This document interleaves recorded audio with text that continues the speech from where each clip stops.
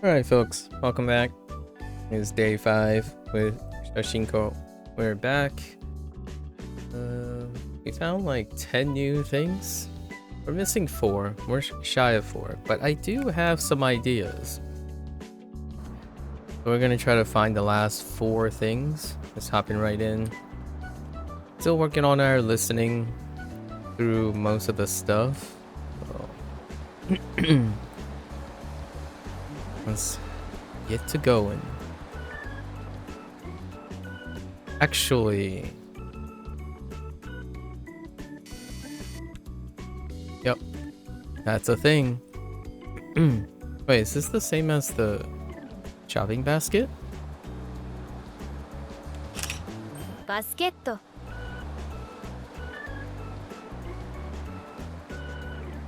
It isn't. 入れる Right? 入れる 出す 出す運ぶ運ぶ Okay.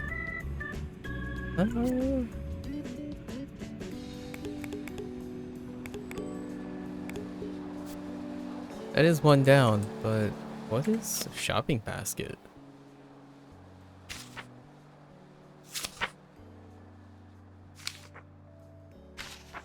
I thought shopping basket was a thing. Was it not?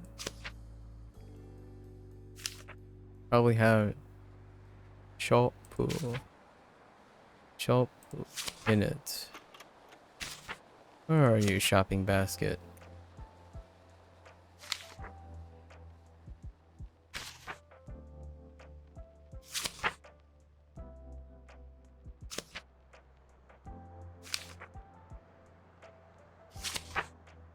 Huh. I mean, I suppose we can... I might have skipped... I missed it. Unless I'm missing it.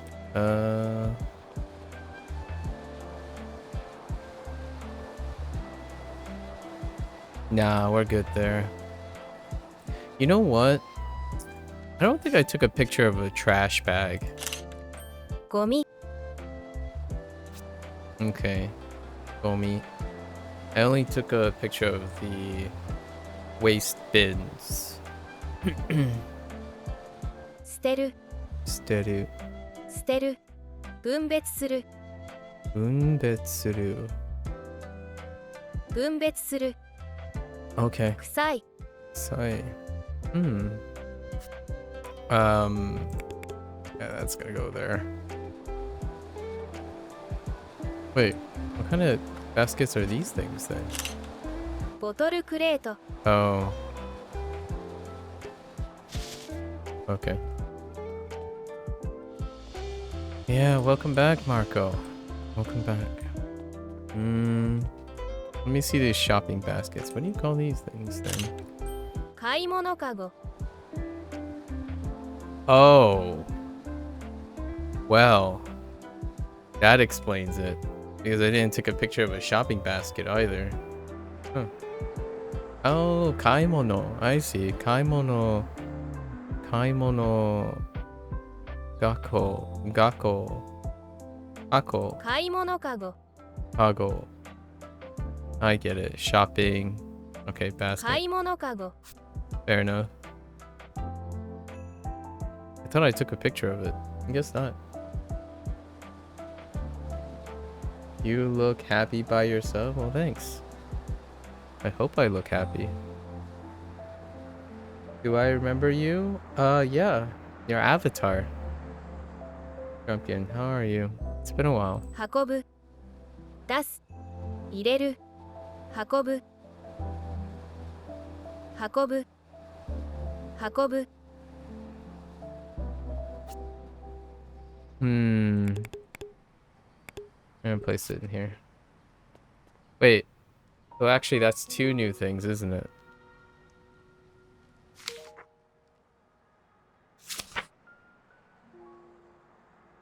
Four times 35. 140. Oh no, we still have 5 more things left. No, we still have 5 more things left. Doing fine. What about did the Duolingo? Did I? No, I didn't finish Duolingo lessons. What happened after this? Wait, what about this basket? バスケット Okay, it's the same thing. Okay. Hello, the little guy. Scratchy, scratchies. Hmm.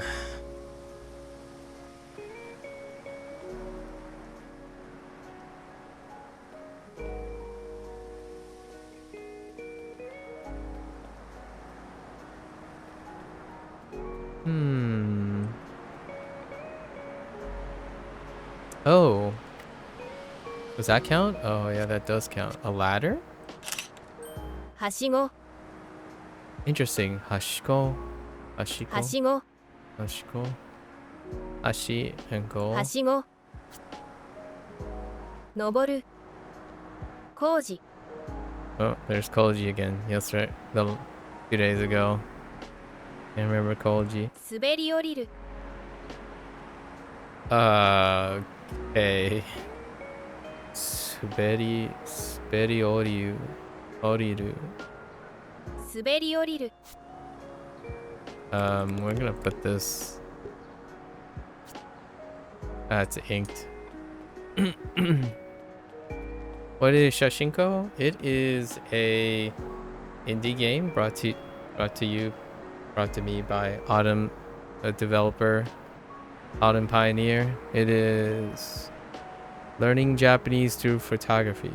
It's an indie game. It covers some various vocabulary. You have a location, and you are to take pictures and learn the vocabulary of what you're taking pictures of and related terms on the back. So it takes a SRS approach to learning some terms while engaging in some interactive entertainment.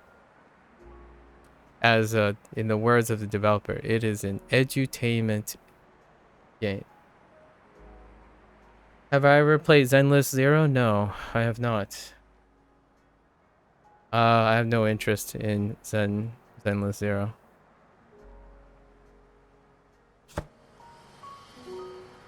I think that appeals to a target audience that isn't quite aligning with my own interest. That is really some unique way to learn. Hats off to the dev for creating this. Yeah, they the devs. This was a Kickstarter game by a single person, and then they had a freelancer they collaborated for the music. They're a university graduate. I think possibly from somewhere in Europe. I'm gonna say the UK. And they wanted to do something like this, so it's pretty nice. They recently landed a Nintendo Switch port for this game, so perhaps we'll see more in the future. Let's see. I'm still looking for 5 things. Oh.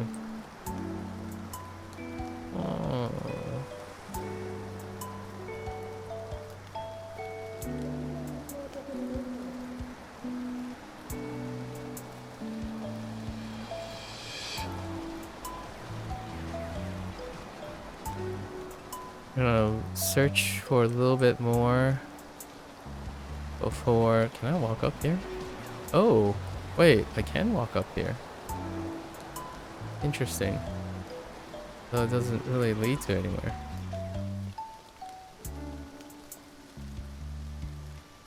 We'll search for a little bit more before we begin reviewing.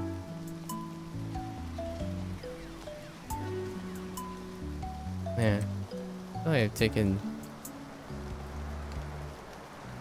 Always the last few, right? Oh, which by the way, I found out that this is the developer's cat. The developer has a cat. And this was modeled after the developer's cat. Oh, the little guy. Scratchy, scratchy. Um...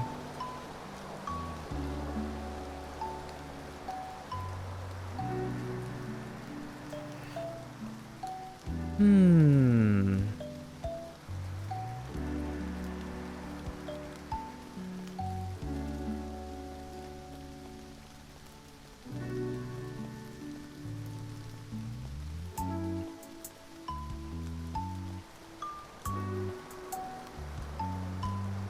Swear I've taken every... We've combed like... Hmm... Oh yeah, and there's a little guy up here too.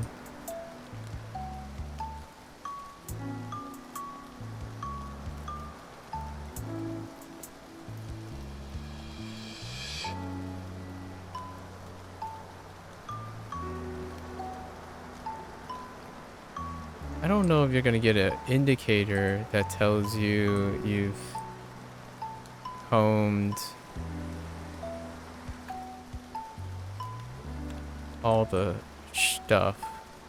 You've taken a picture of all the stuff.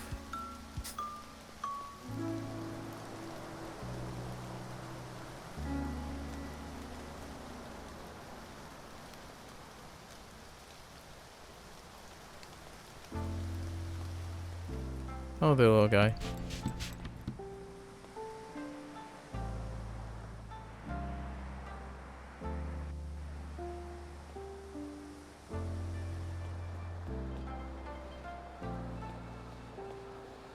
Maybe I should start looking at the ground more often?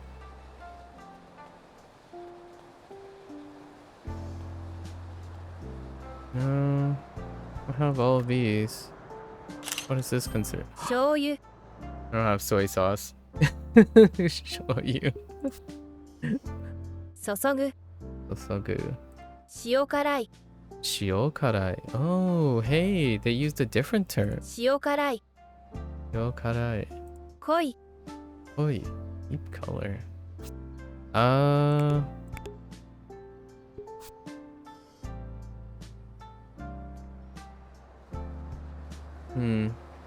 Perhaps I should take a... Okay, see, okashi. That's all okashi. Boiled it, tape. Wait. Oh, what did they call it? トイレットペーパ No, toilet paper, of course. Suika. I guess those are suika. Daikon. Ninjin. Mikan. Ringo. Banana. And then the supa.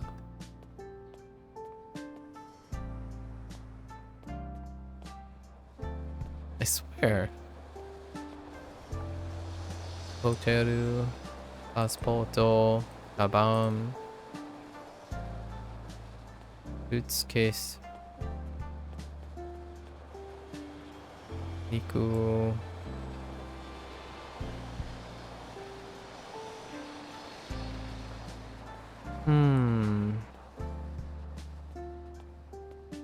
This last comb over. Let's show you. 40. I.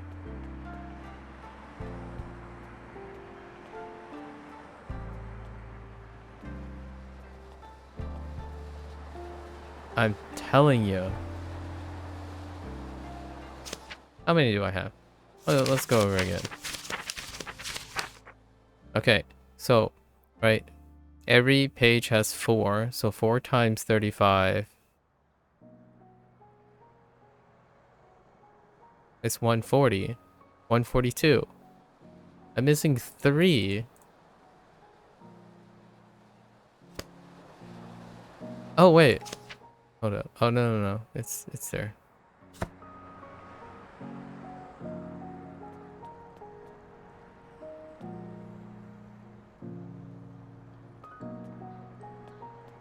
I'm having a hard time believing I'm missing 3.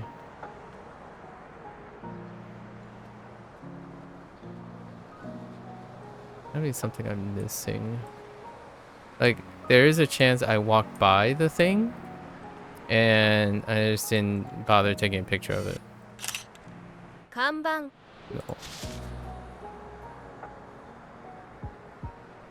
We're gonna get stir crazy at some point, man. Wait. ゲーム What about the... ゲーム Okay. uh... No. パソコン。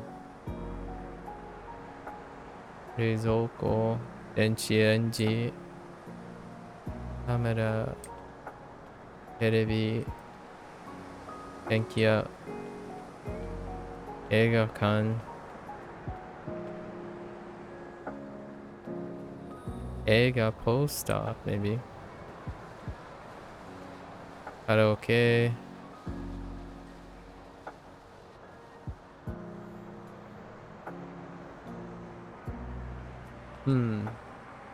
15 minutes. Do I play Roblox and Minecraft? No and no, I do not.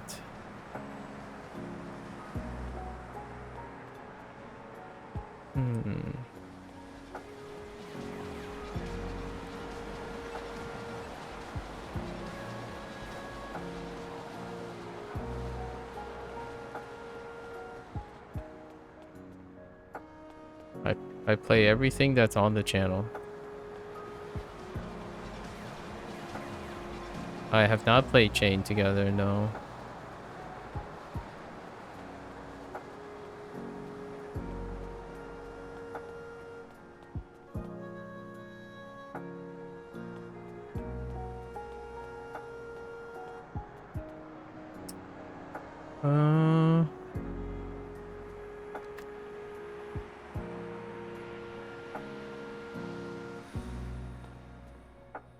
Wait. Bridge is a thing. Ashi? Maybe Ashi on the other side?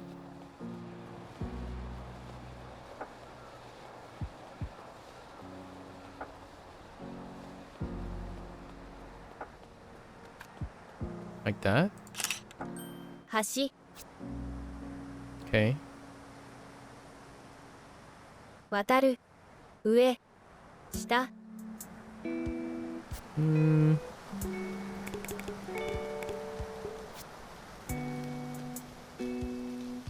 So now we're what? 2? We're down to 2? Okay. 2 things. What about this thing? 玄関マット Okay.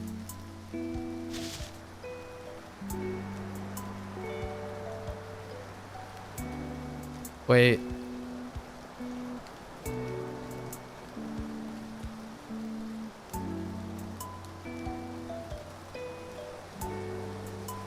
You know, I haven't really strongly looked at... Oh, I see stuff. Wait, how come I can't take a picture of it? Hello? 虫 Mushi? Mushi? 捕まえる小さい Isai. 怖い Fair enough. Who is my favorite viewer? I don't have one.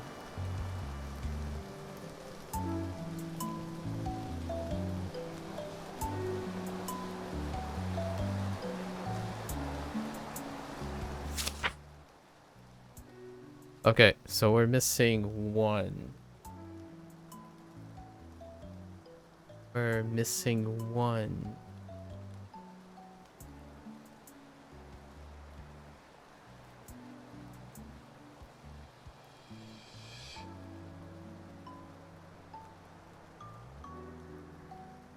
Huh.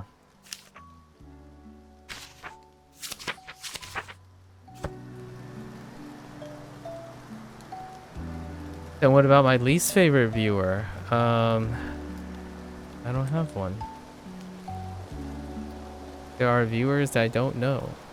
So, I don't know. Funny questions.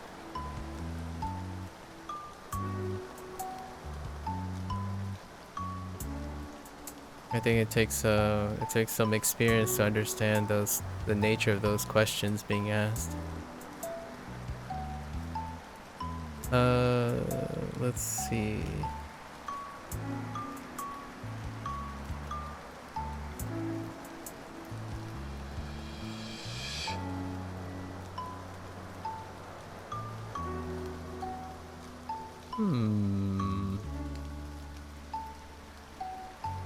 Last one is going to be tough. Very.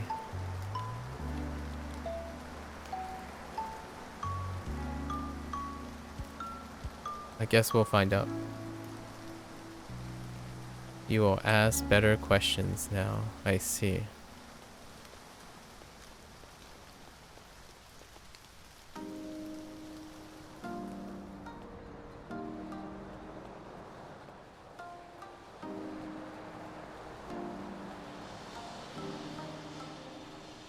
Those are trays.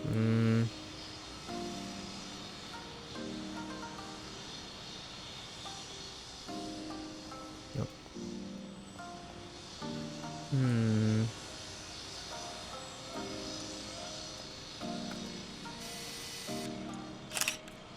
駐車場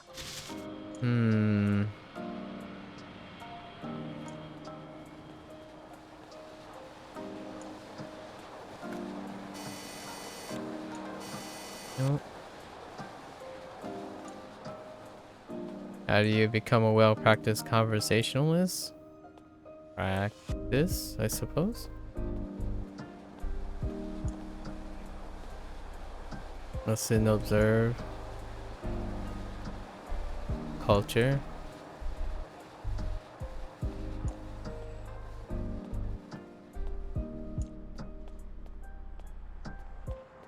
Be invested in someone. Be invested in people. I like language learning, really.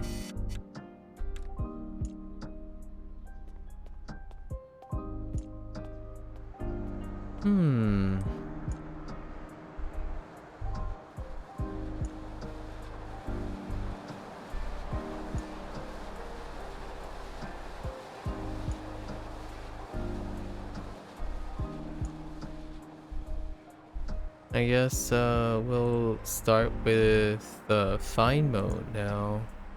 And then maybe somewhere along the line I'll notice an object that hasn't been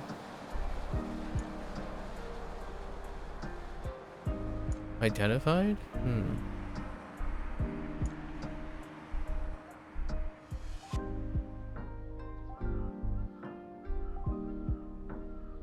Trying to brainstorm. What could I possibly... Edge stuff. Lantern. Letter.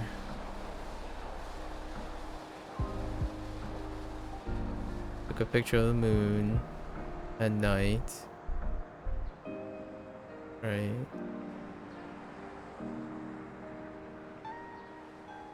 At the pub, the puddle.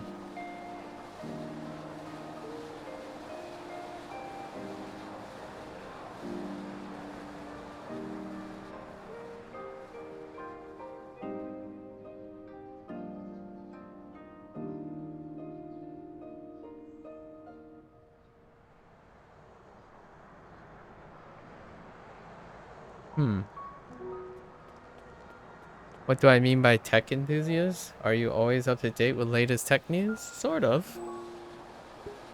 I can't say always, but again, the whole idea of best, least, always.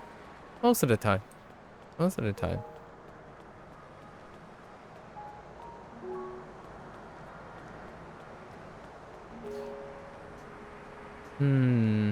Alright, we'll just do fine mode now until I get some I notice something. We'll do 30. Oh! We're in quiz mode. Whoops.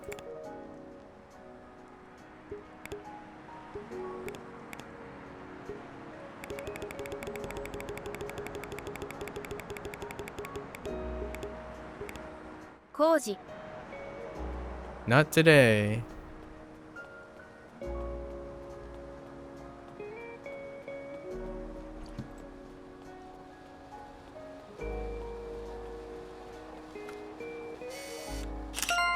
Rakugaki.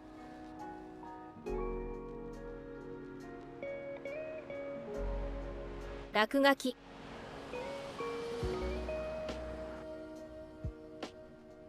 Rakugaki. Nope. 道路標識。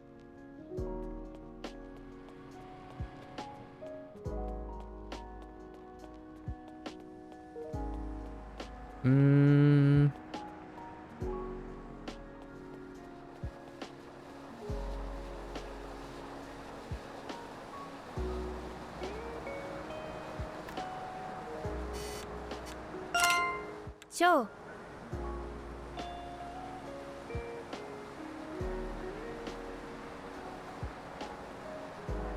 Okay. Is there a game like this but for Spanish? You're learning Spanish? I am not aware. At the moment, I do not know much about what's available for Spanish.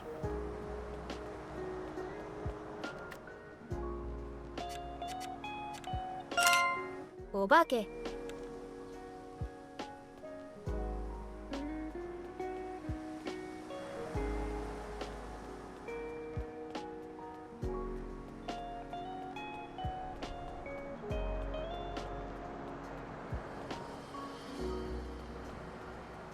There are too much resources for Japanese. It makes you jealous? I don't know. I think Spanish is pretty okay, right? I mean, the reason why I don't know anything is because I'm not learning Spanish at the moment. So I haven't really done my research.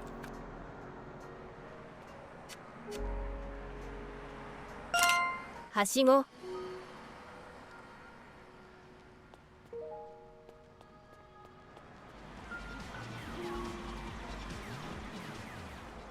Also, this is only one of 2 games available on...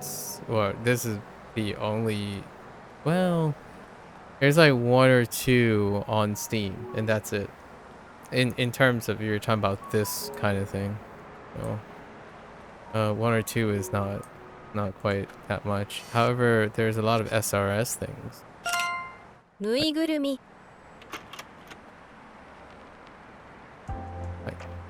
Like study material. ぬいぐるみ。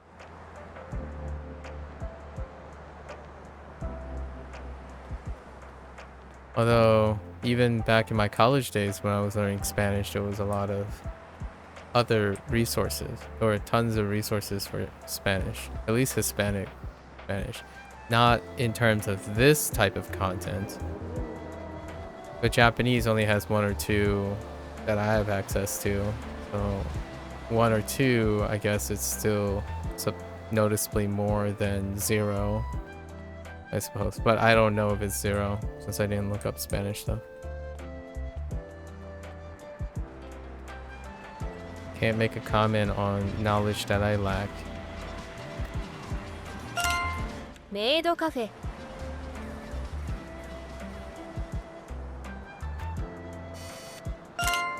買い物かご。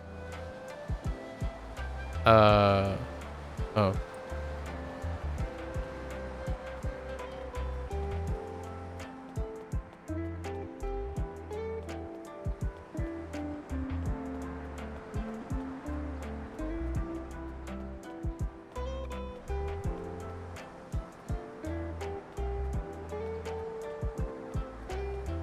Oh, the little guy. Scratchy, scratchy. 駐車場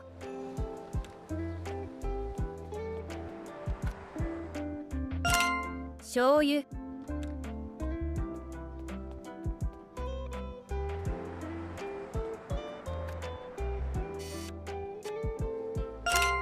室外機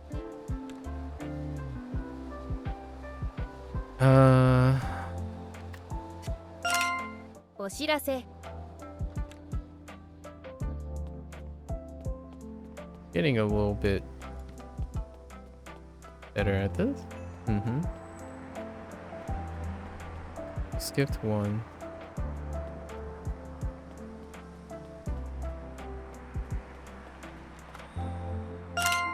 パスポート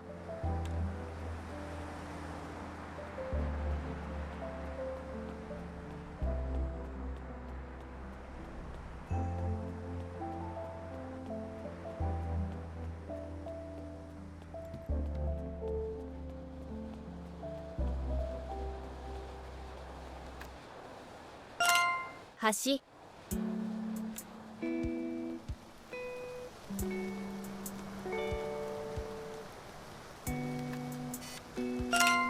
車 Would you go back 5,000 years in the past or 5,000 years in the future? Huh, that's a good question. 月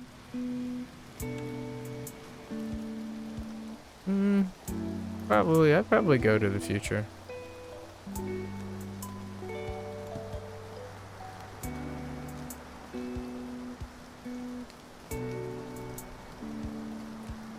Ski.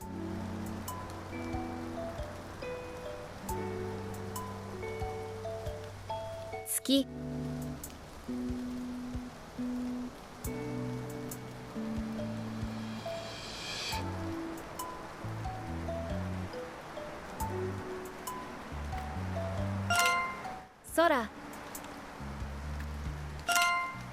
空 魚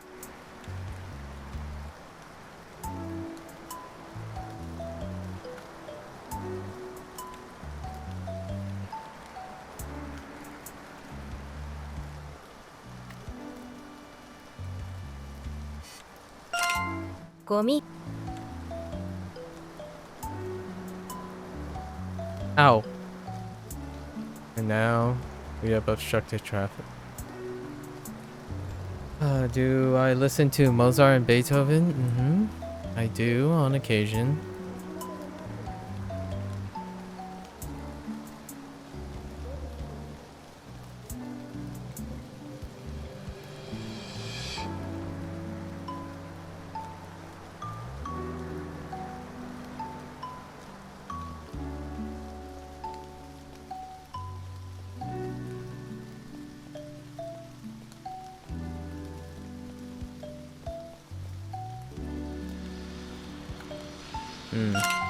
Basket.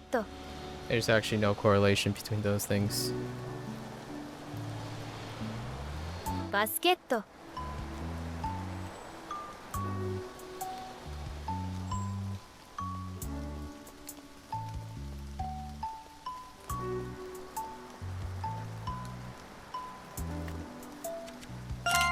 Mushi.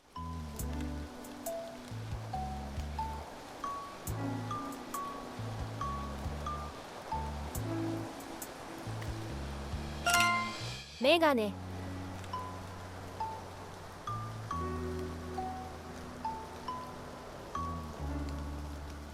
My mom said people who listen to classical music are smarter. I see. Well, placebo is really powerful. And people who don't? Interesting. Kankiko.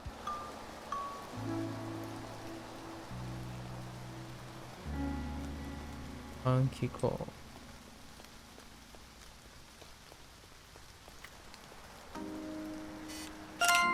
T-shirts. Okay.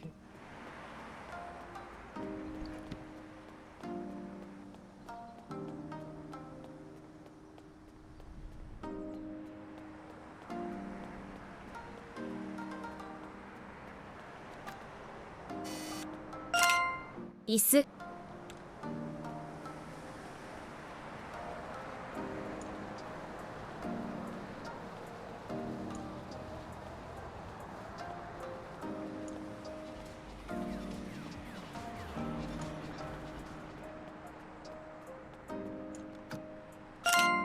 横断歩道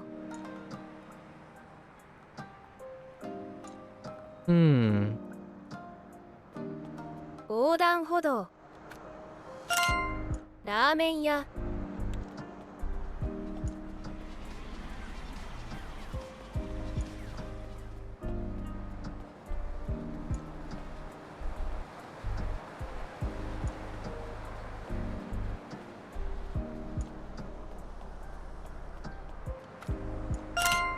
段ボール箱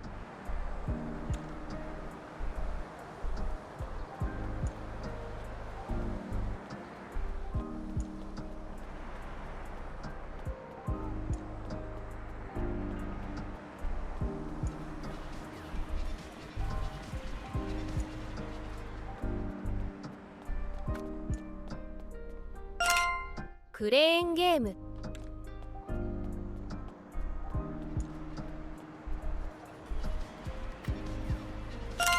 落書き 落書き Oh, this is the one that I skipped. Nakunaki. 落書き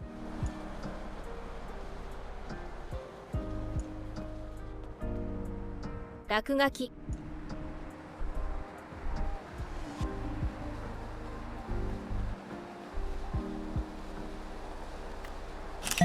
落書き No idea. Oh, not again. It's hecking graffiti. Naki. Naku. Zaku. Nakungaki. I thought I outgrew it. 落書き落書き Thought I outgrew it. Okay. Actually, let's go collect more stuff from the gacha machine. Yeah, we're missing one photo. Oh. Fish-eyed lens. I don't know what that is.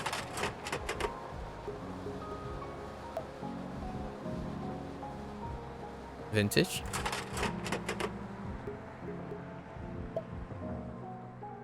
Interesting. What is that? Man, there are a lot of filters.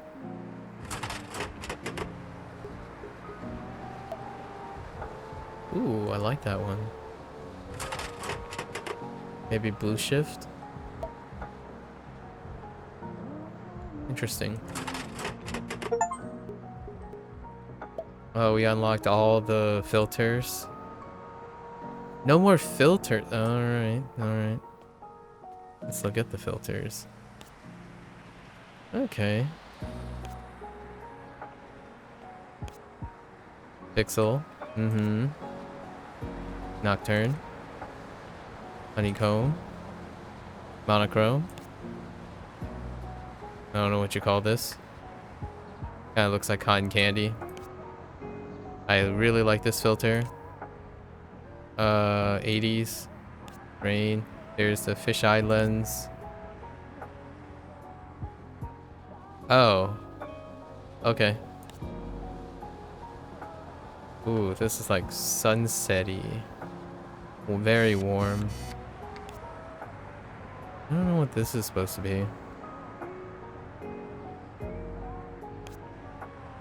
Oh, 3D. Ooh. Old school. C1 grain? Okay. Alright. I still did not encounter what I might think I'd be missing, so let's just keep going. Let's do 40. 電車 What is it? Rakunaki? Rakuga? Nakugaki? Nakugaki? That's the one that I missed.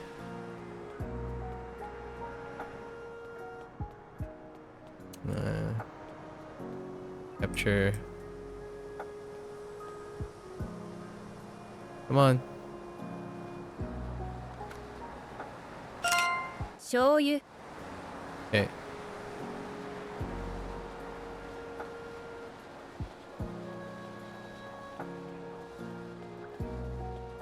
We'll get it sooner or later.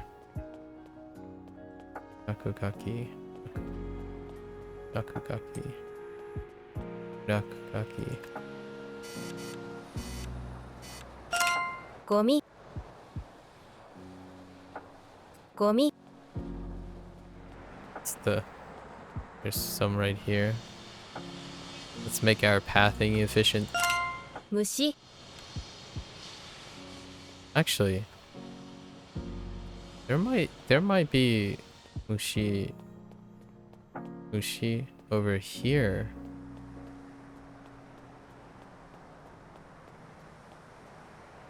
No?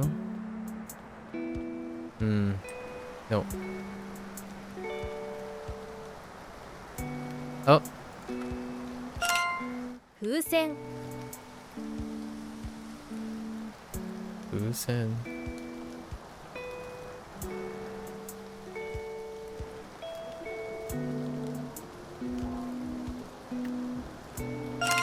バスケット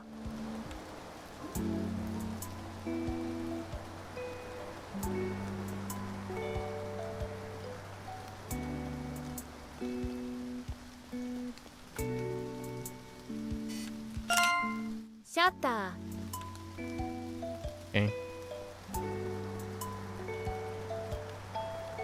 Let's increase our pathing efficiency.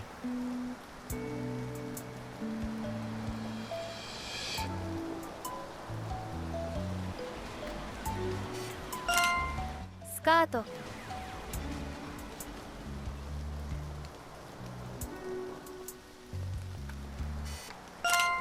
お金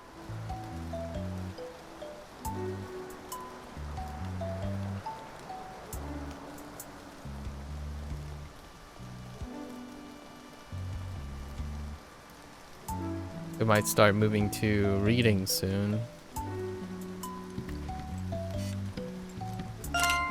鳥居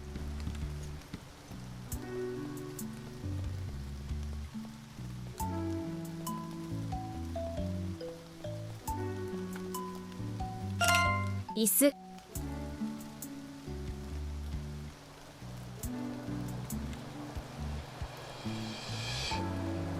Wait.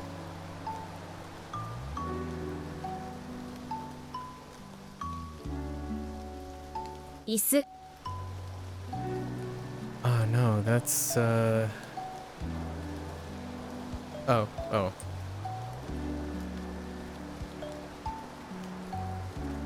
Can I snap it from here? Come on. Come on, camera. Where's my 100 optical zoom?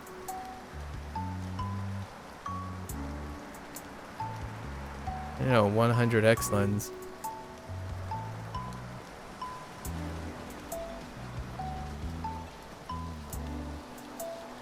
How that works here. 城 Go.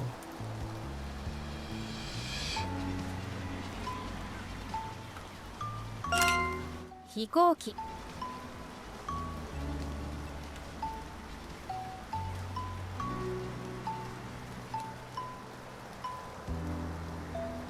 Wait. Hmm.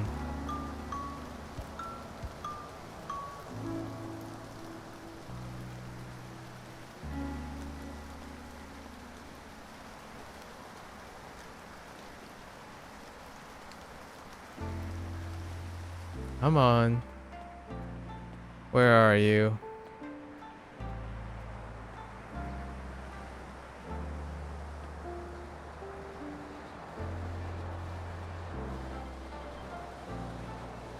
Oh, you know what? If they make an entire shopping mall, oh man, that would be fantastic. What's the worst game I've ever played in this world that you wouldn't wish on your worst enemy? None.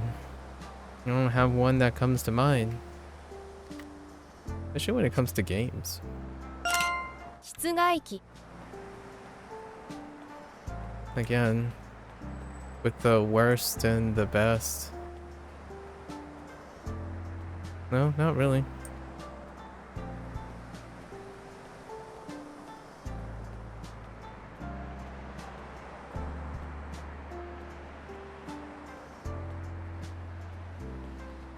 室外機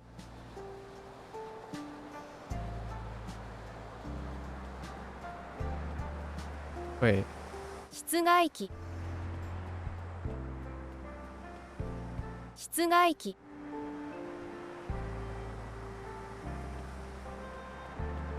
室外機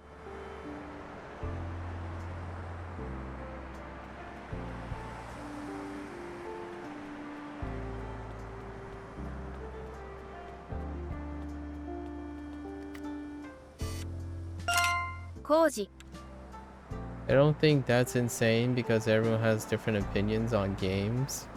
Yeah. But did you see... Oh, here we go again. There might be someone who might hate... Yeah. Interesting. I don't have no idea what that is.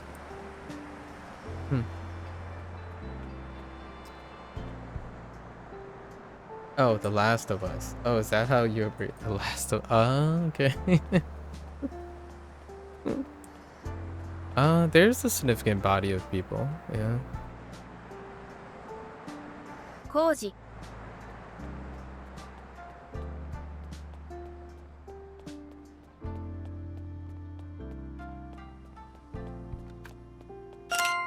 鏡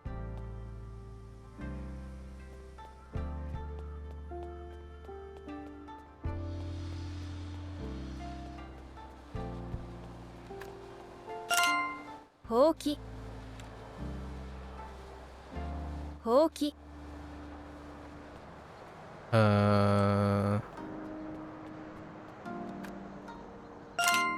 ホテル 買い物かご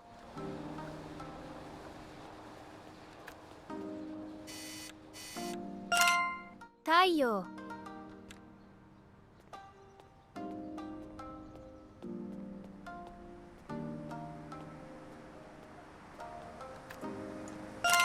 落書き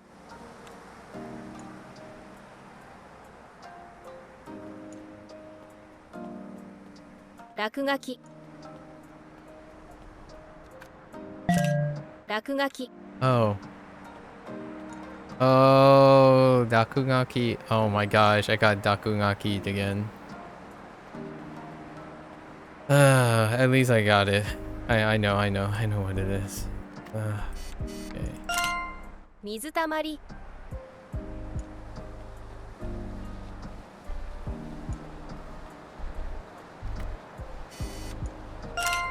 テーブル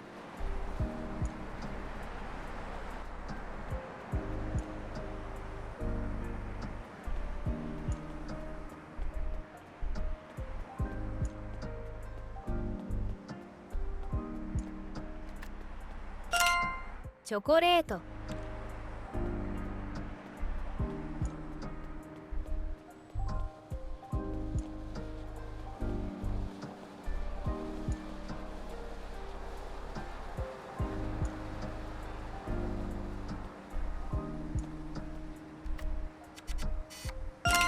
お知らせ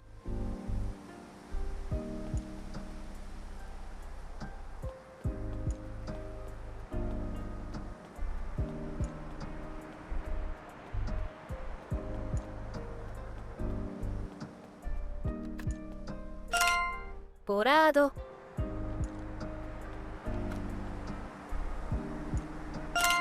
段ボール箱 Okay. Actually, I think these ones count over here.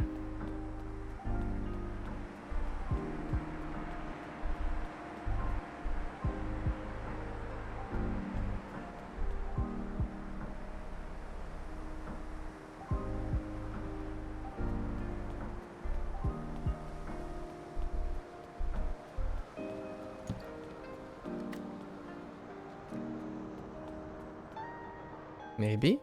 Like these? Yes. パイプ、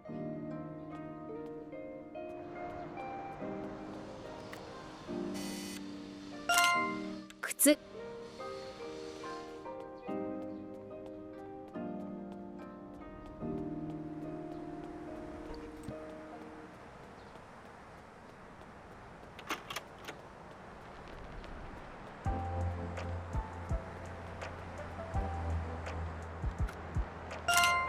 道路標識、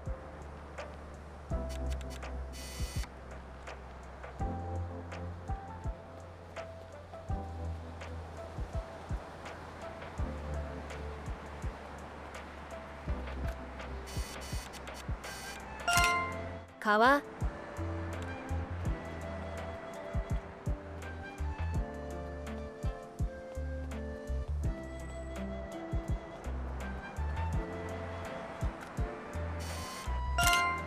植物、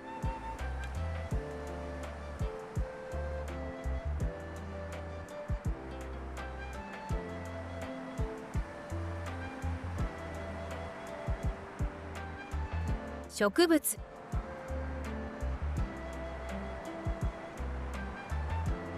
はしご、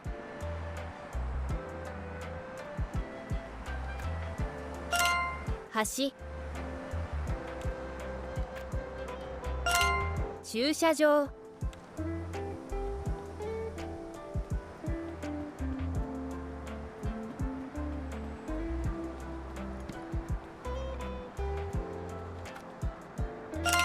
ぬいぐるみ、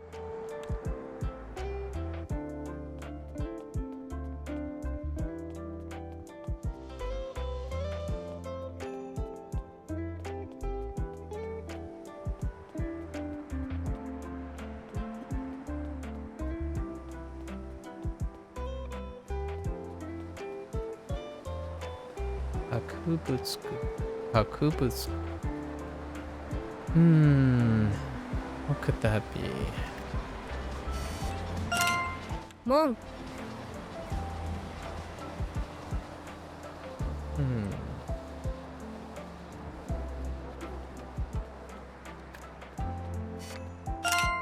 お化け、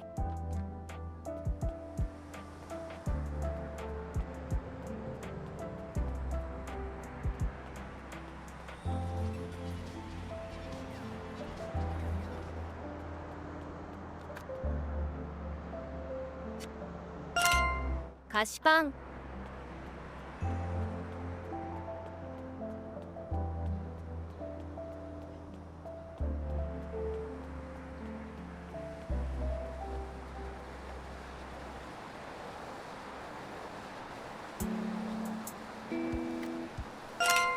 薬局、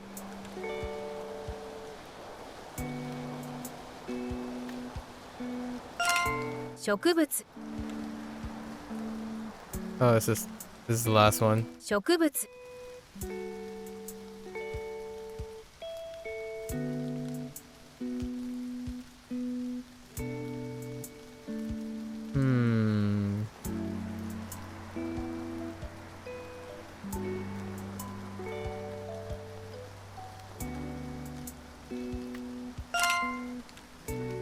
Okay. Alright. It's pretty good. Let's update our stuff. So this didn't come up too much, but I think we're okay. We don't need this anymore. Or this. Or this. Or this. Or this. We're okay with that too. And this. And this. So just traffic light left. 信号機、信号機、 Nah, I think we're okay. We'll see. Oh, that's gonna stay there. Okay.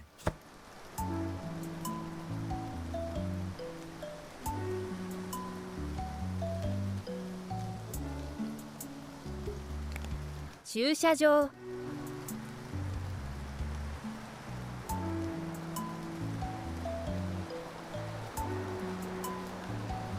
Alright. Let's try not to get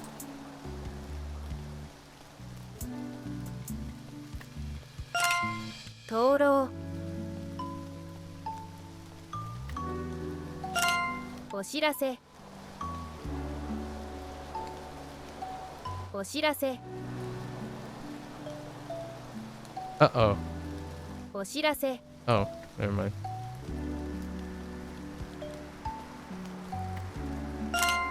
トレイ Okay.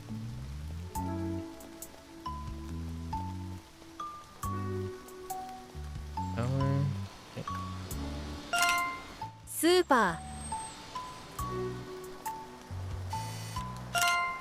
桜ランプ Oh. ランプランプランプ Oh. ガチャガチャ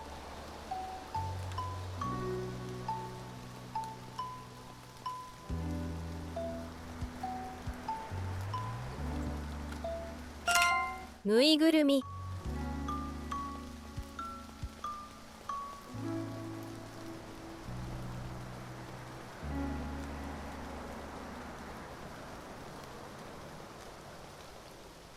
Still haven't seen the singular object. Singular thing that I'm missing in my album. Missing a singular thing.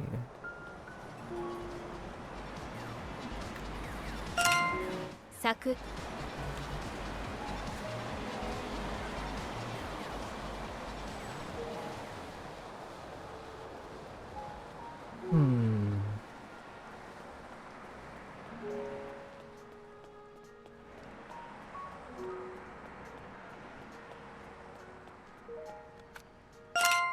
カフェ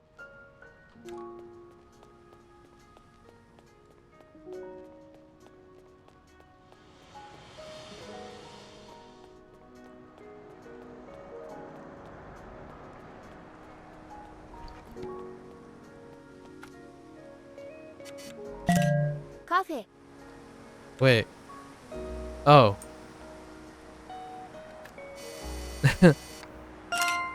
神社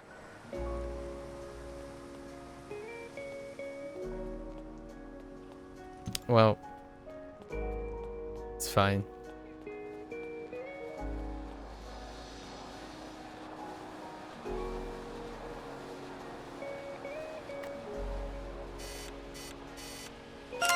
道路標識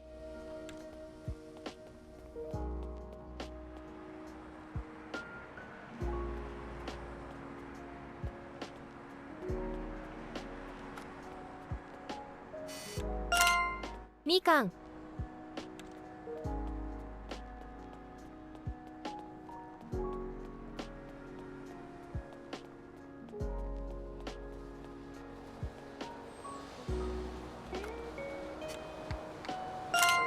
スイカ 人参 郵便受け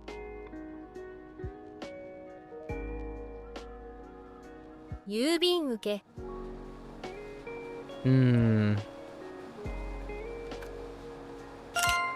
カバン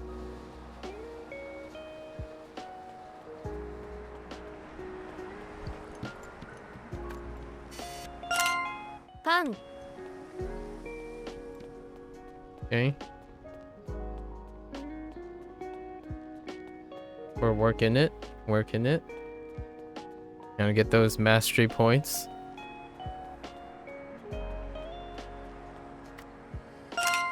コンビニ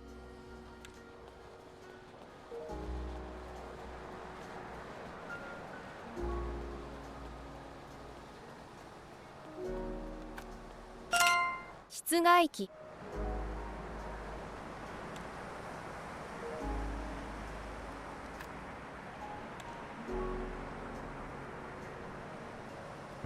There should be one in view. Oh. 魚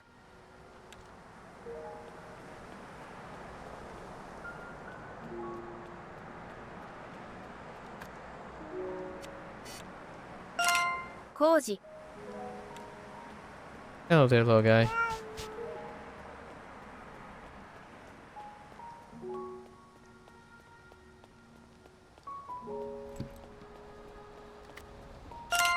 Obake. Dang it. Gonna make me go all the way over there.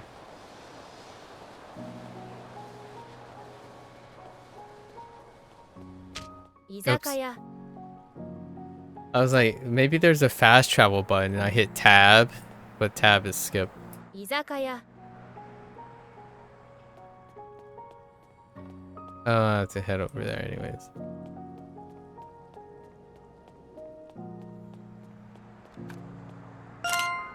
Seinikuten.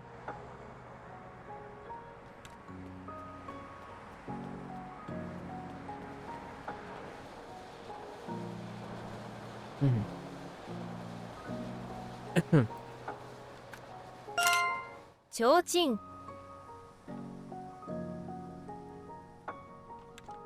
Chochin.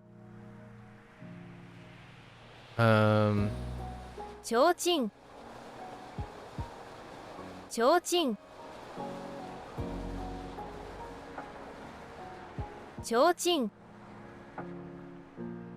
Oh. Maybe it's... Chochin.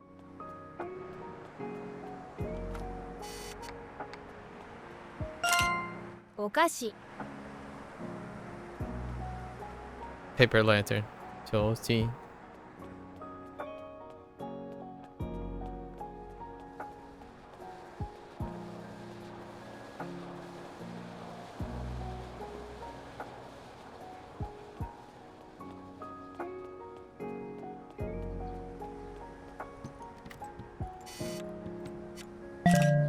That's considered chocolate? Oh my goodness. 段ボール箱 I guess it's white chocolate. 段ボール箱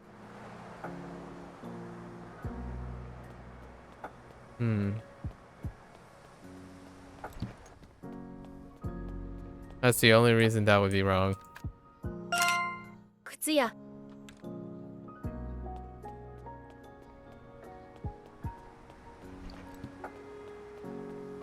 Keep my eyes peeled for other objects I could path in the way. リンゴ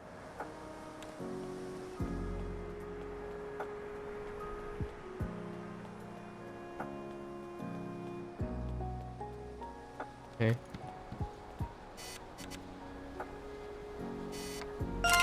椅子 It's gotta be another... Oh. 生産機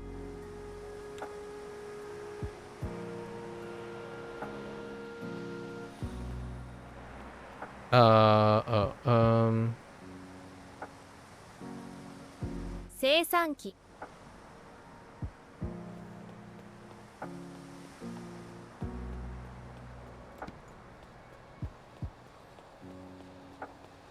Seisonki. トイレットペーパーバス停 Okay.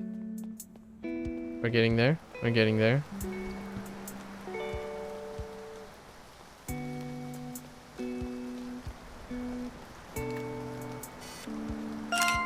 街灯犬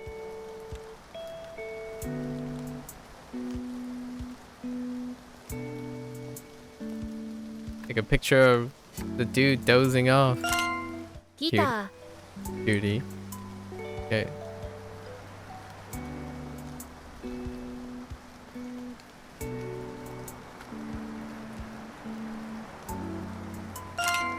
大根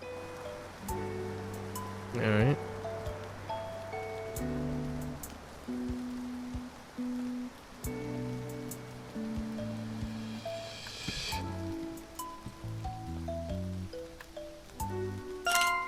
Figure Dang. This one's really far away. I don't think there's another location.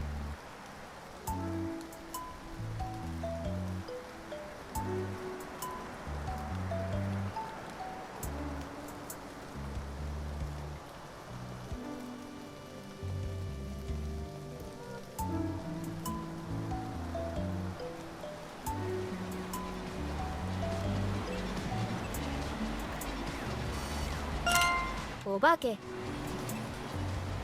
Alright, lined up. Not bad.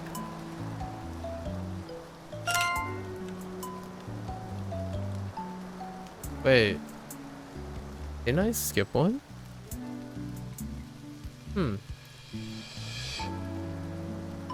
No new mastered words yet. How many? Oh, okay. They're getting there. I still don't know what I'm missing. Okay. Huh.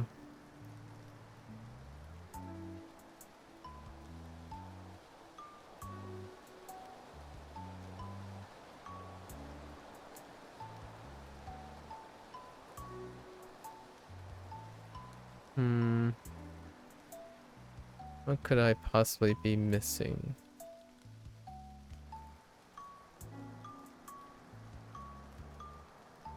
Got the manhole, right?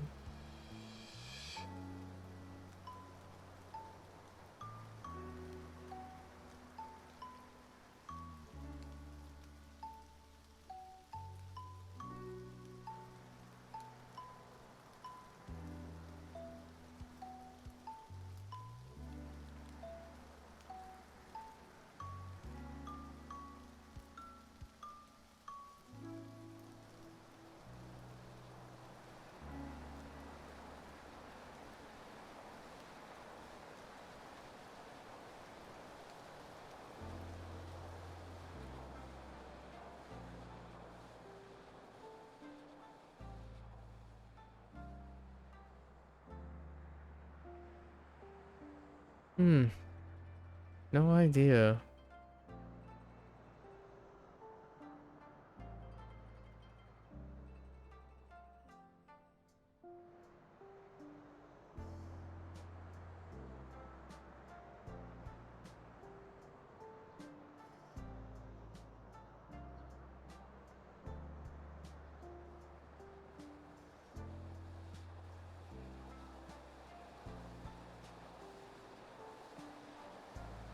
Bins. We got basket today.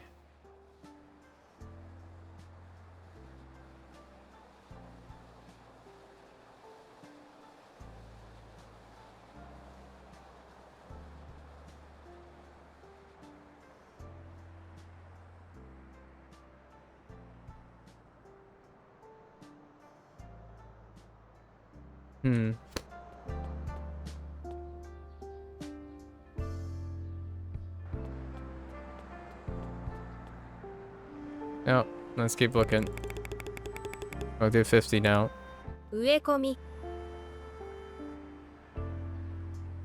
Actually, I think we're fine. Let's do reading. Let's do some reading. See how that works out. Yeah, and we're gonna keep the furigana for now.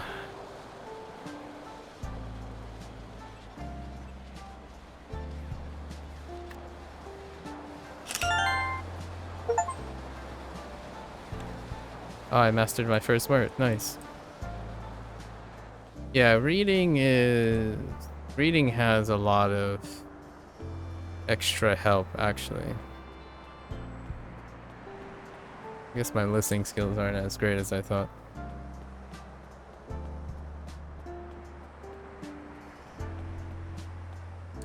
Oh, there, little guy.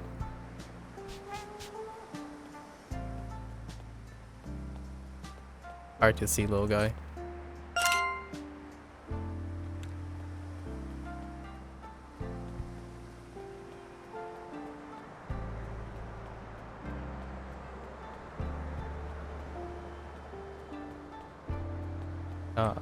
Stop. Stop. Need to find stop. Got another mastered word. Oh, all these words are being mastered at the same time. Dang.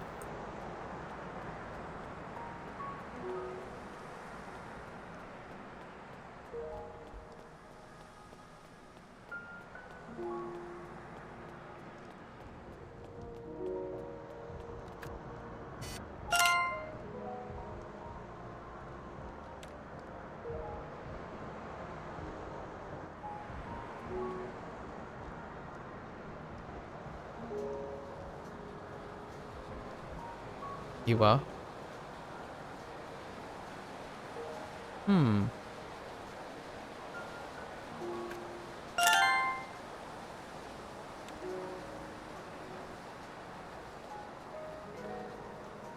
Okay.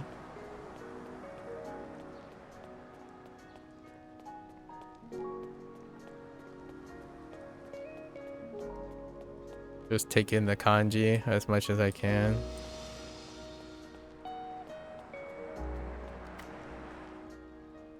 Can you not stop? Oh, my bad.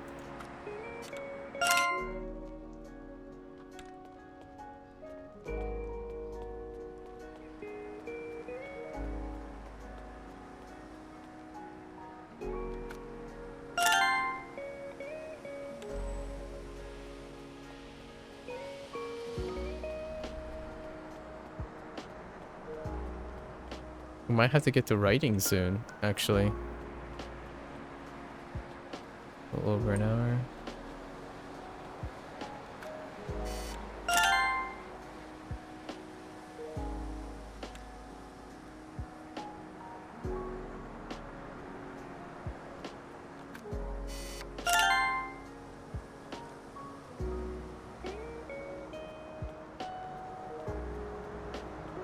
Yeah, we're mastering a ton of words at once.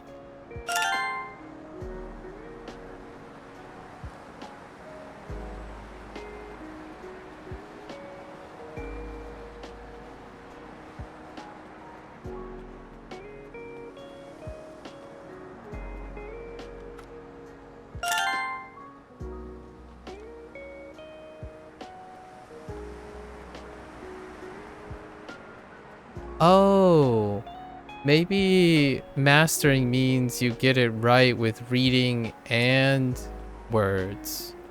That's probably what it is. Or maybe not. I don't know.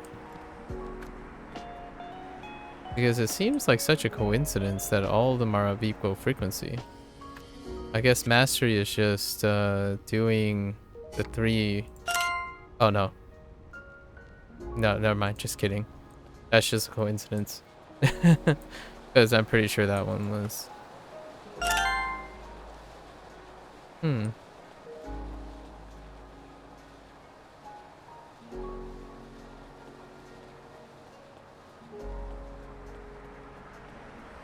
Wait. Access to. Oh, we are being efficient now.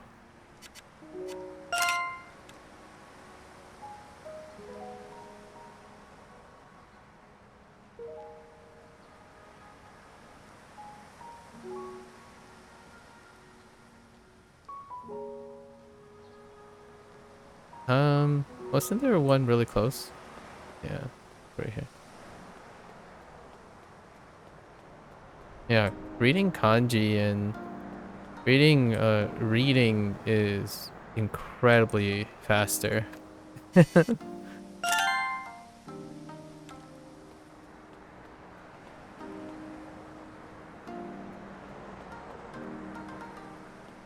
Like, even the kanji is fine. We might turn off furigana then. Maybe for next session. You can work on writing. Oh.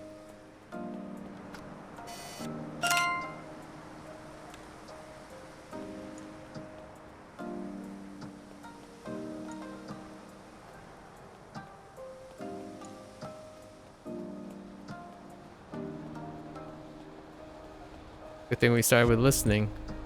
I figured it'd be pretty weak. Oh! What? What? Hold up. Oh. I spoke too soon.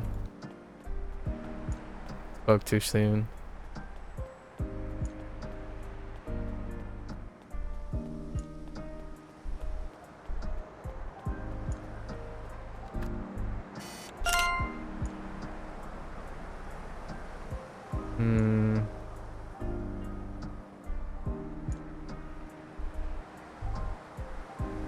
This one's kind of difficult to remember, the kanji.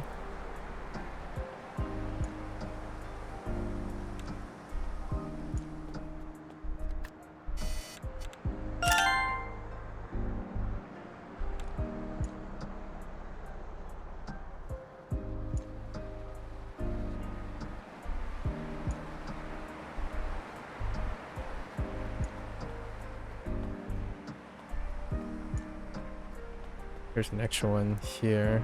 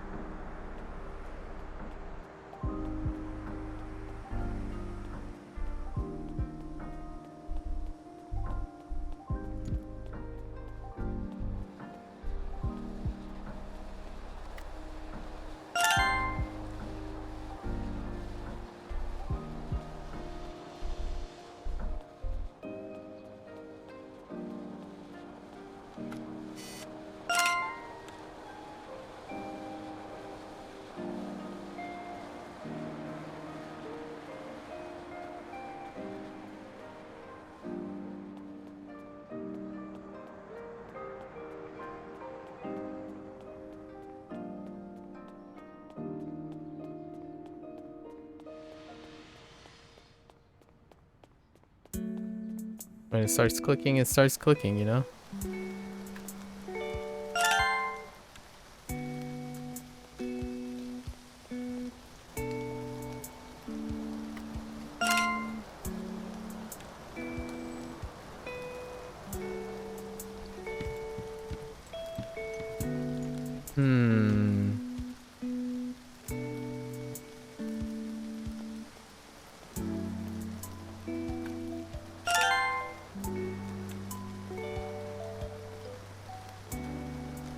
Ooh, that's actually a really lovely looking kanji.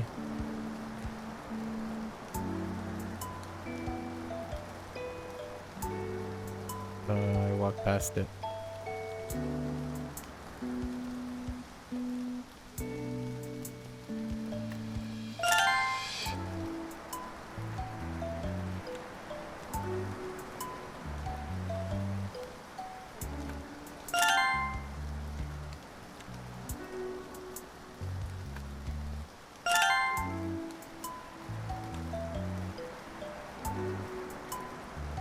Oh, we're mastering a lot. It's pretty rapid fire.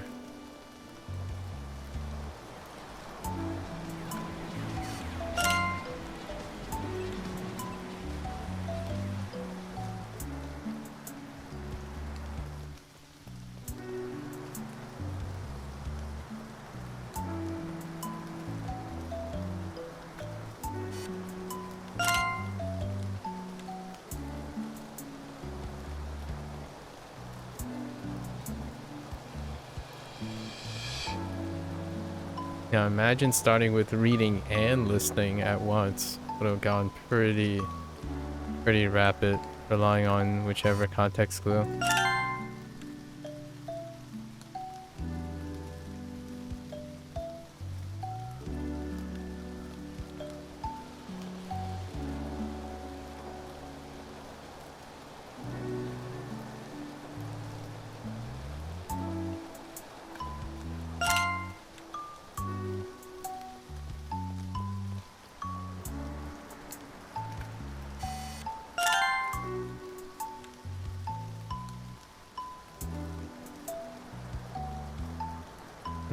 Closest one.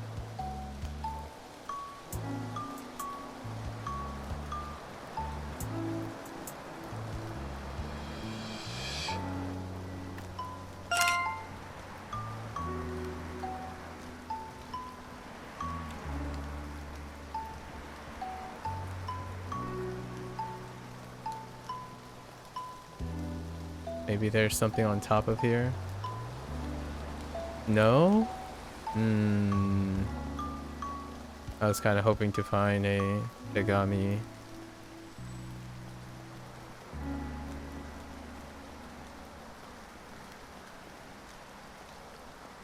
Nope.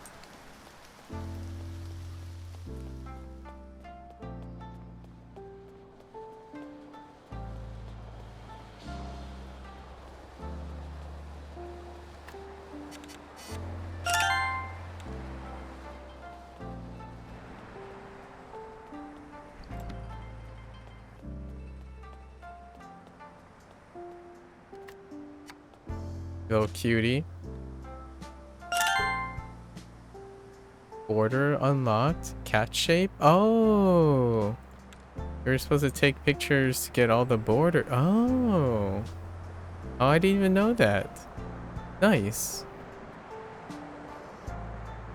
If you take a picture of all the cats, you get a cat border. Makes sense.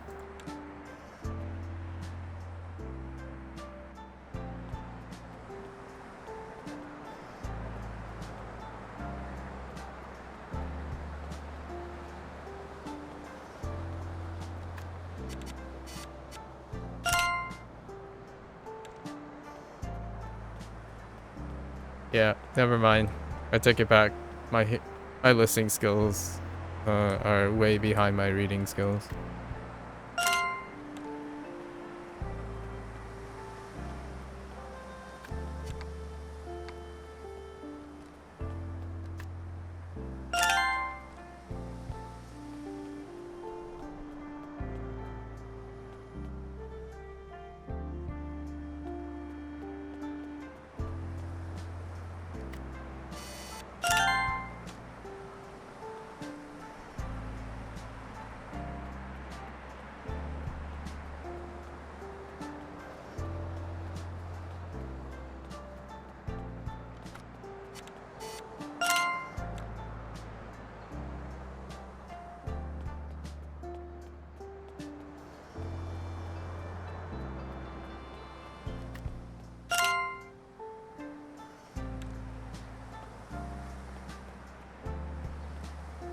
And Shoyu has a very complicated, squished left kanji.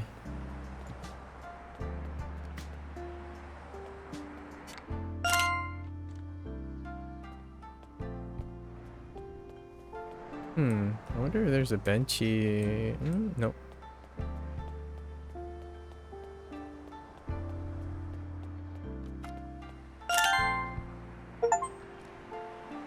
We mastered 25 words.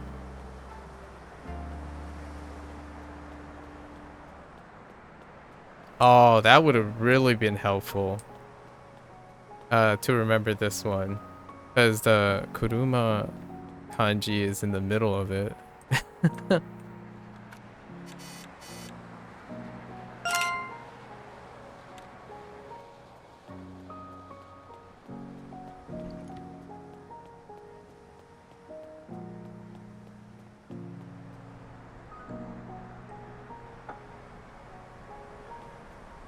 Whoops. Oh, I didn't see it that way. I see. That's fine. In katakana instead.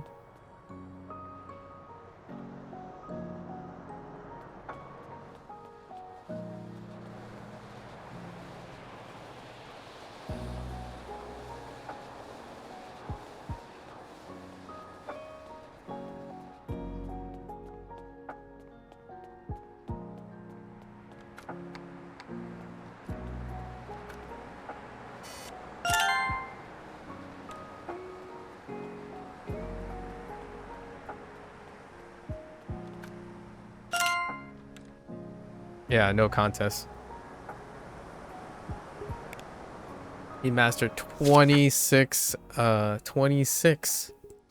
Nice. Filling that in. Okay, so they're gonna remove the mastered words, right? So let's yeah, let's do more. Let's do a little bit more reading. 50 seems fine. Okay.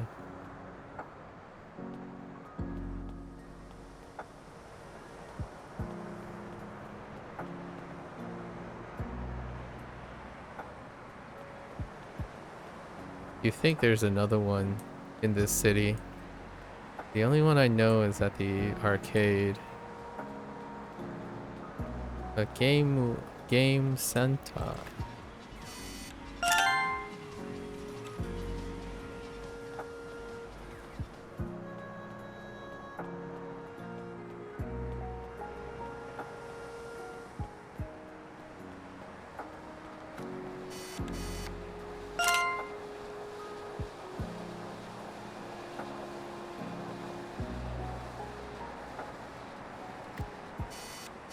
Wait. That's just a shadow.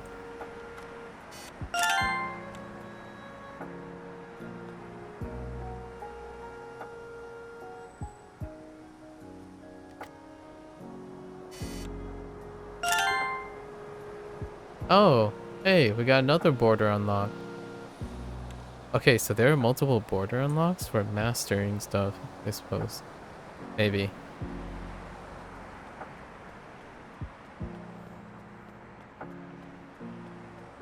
More borders.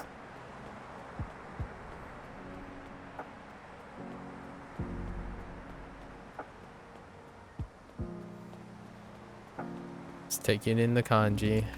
And taking the kanji.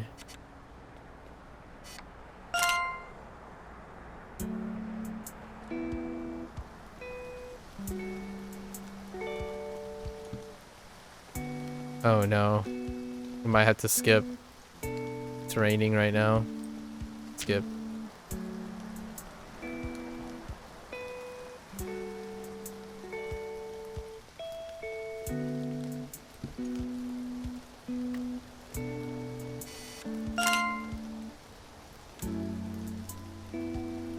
Oh, it's not nighttime.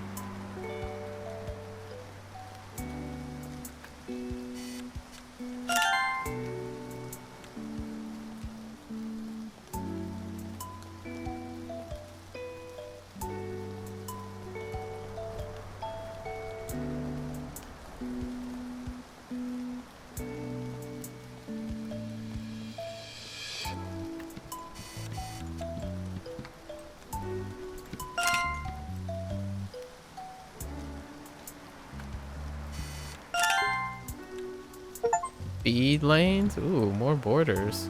Okay.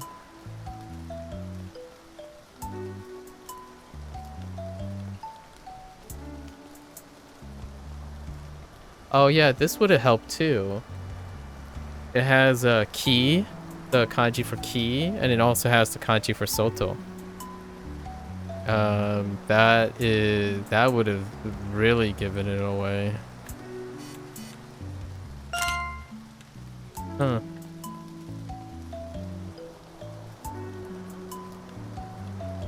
Oh, that kind of actually the right one kind of actually looks like what it is.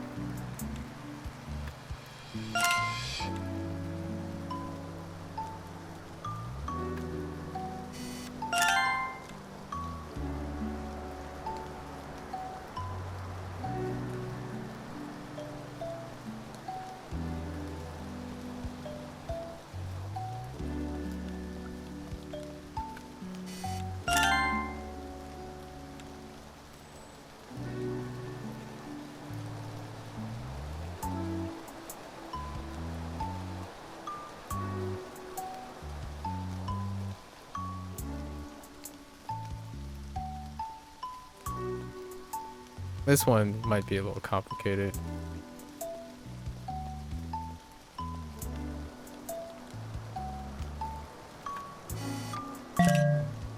Nope. Wait.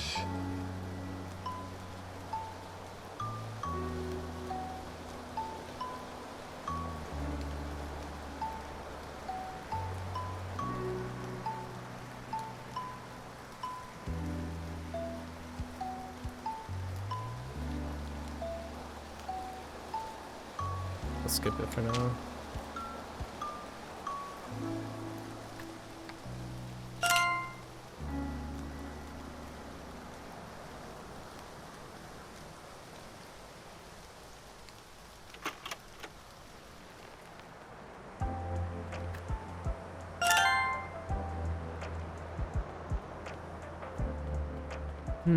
Shokubutsu.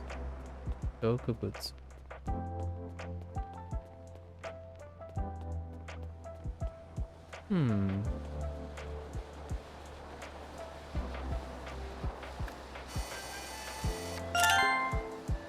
Ooh, another border. Curtains. Wait, there's one here.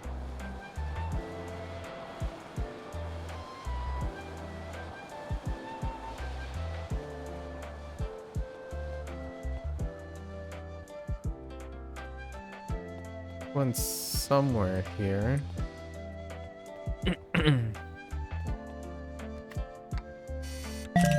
Wait. Wait. Oh, wait. Oh.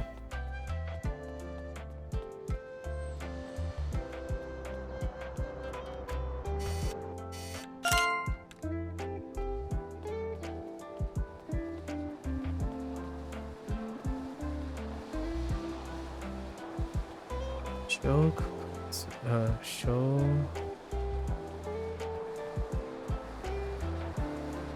Oh.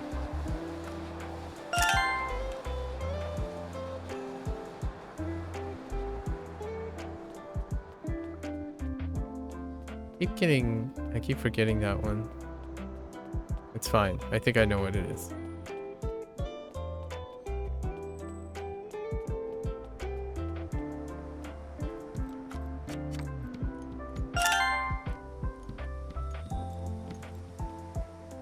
All the way over there. The night's out though. We'll skip just because of convenience.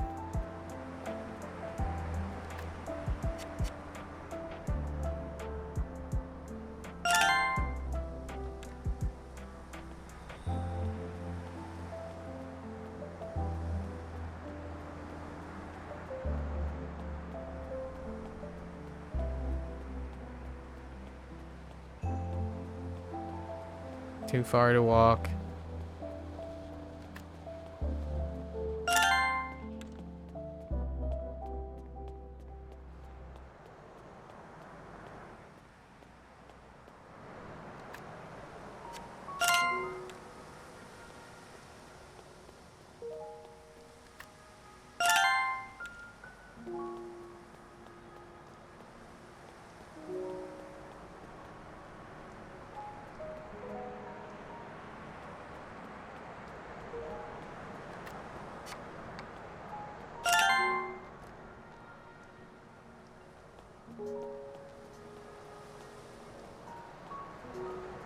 Okay.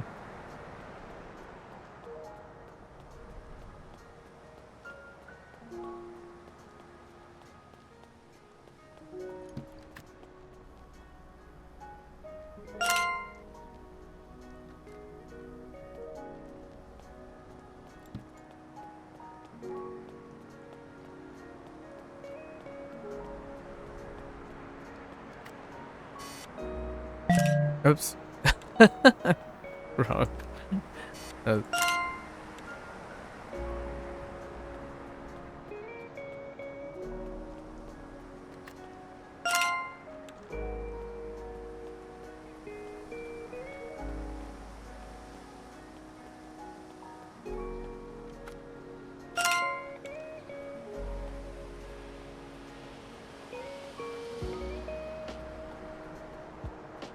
Yeah, and coal. Yeah, coal really helps too here.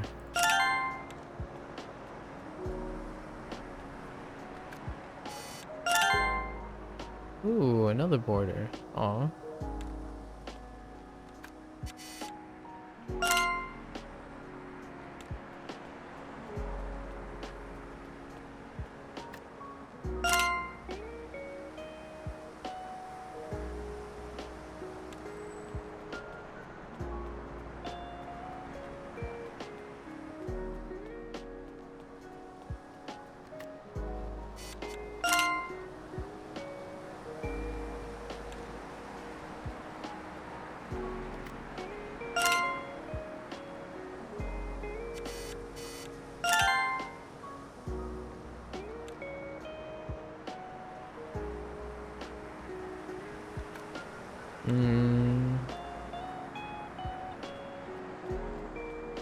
Invisible ones. Oh, wait.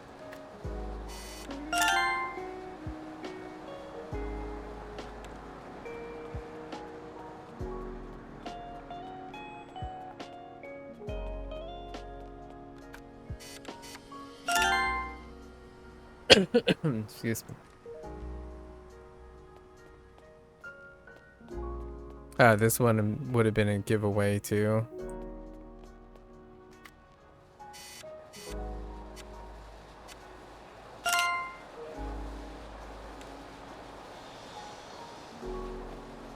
We learned this.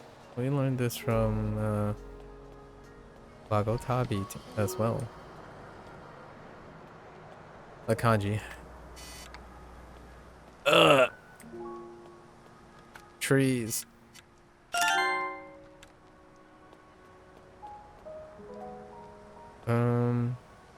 Does this count? It does not. How about this one? Nice.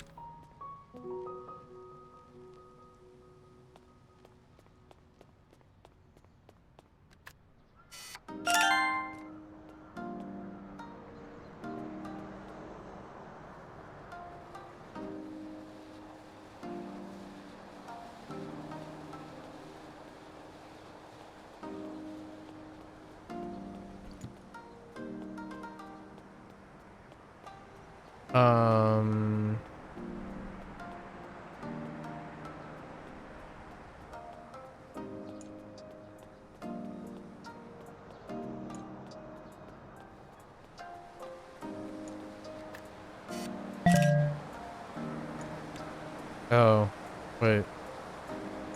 Just kidding.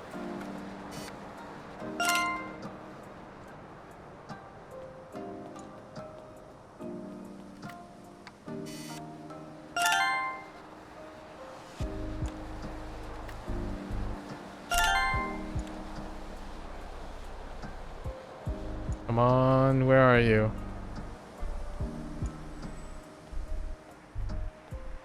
Oh, I hear it. Do I hear it? No. Really this direction. Oh, this one would be a giveaway too, because it has a thing dealing with traveling.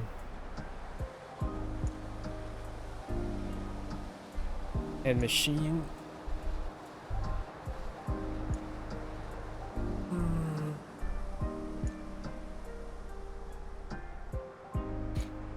Come on, where are you?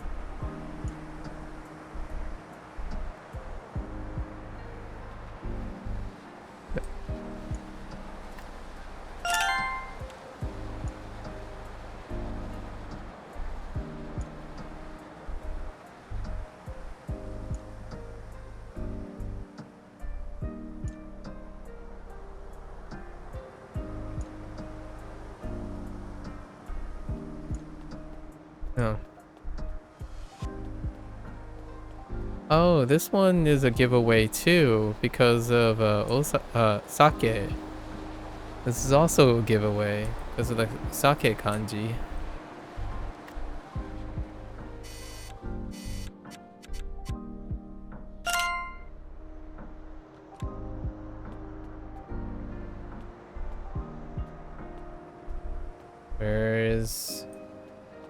Where is it?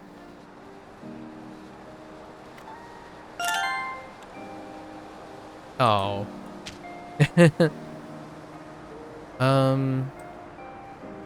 Maybe? Yeah, shokbutsu.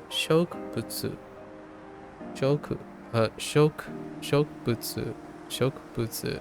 I don't know where the accent is, but I keep getting that mixed up with something else.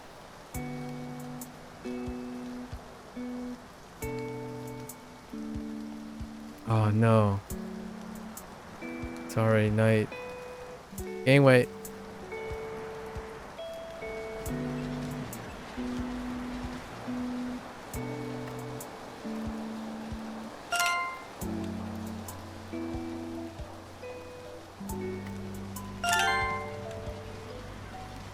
Okay, that wasn't too bad. We kind of made a few slips here and there.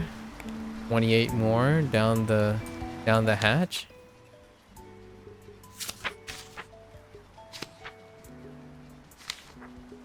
All right. So let's do a few more runs. This time we're gonna combine them. We're gonna combine them so I can hear them.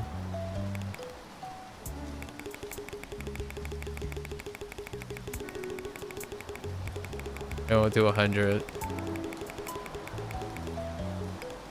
スーパ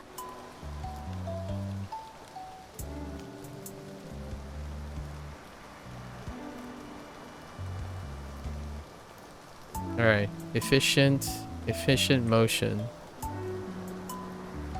So, first start by running into the guide. Guide. ーガチャガチャ工事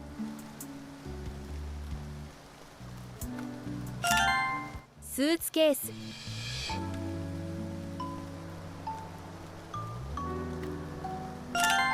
バス停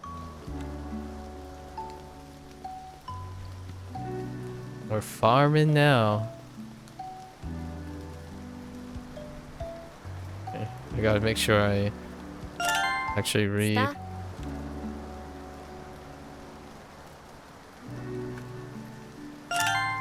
三角コーン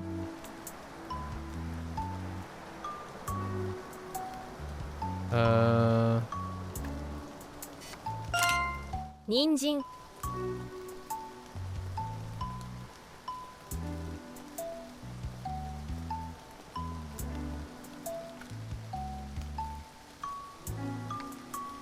Oh, I'm at max.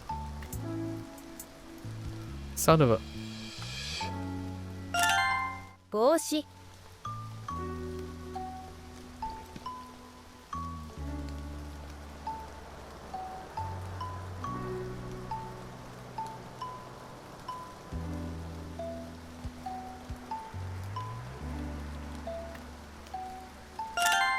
電気屋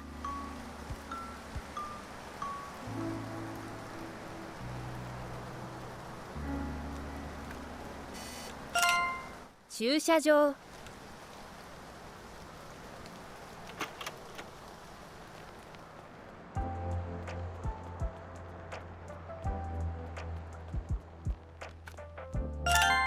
ノートパソコン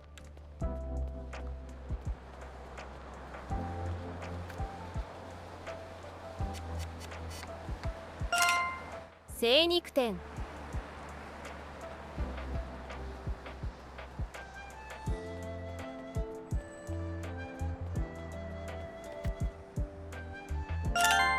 カメラ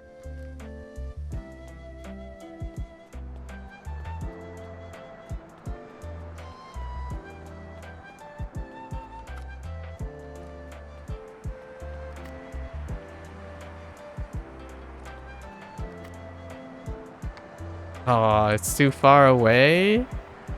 Oh. I thought I was being clever with that one.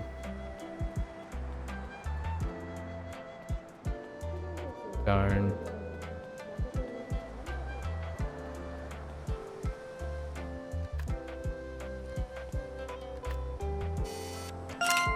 自動販売機」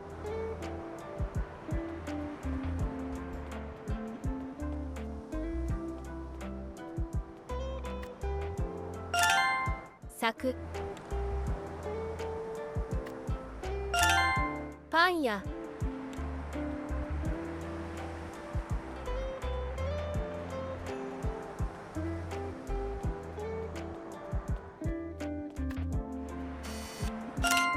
テレビ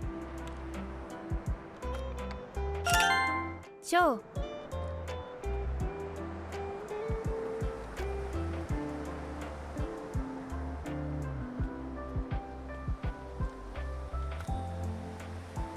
Dude. Camera, why are you so low? 駅 Figured. 靴下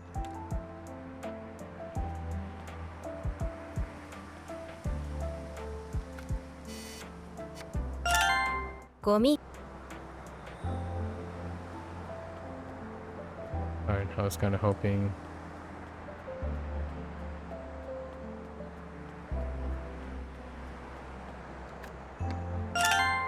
空玄関マット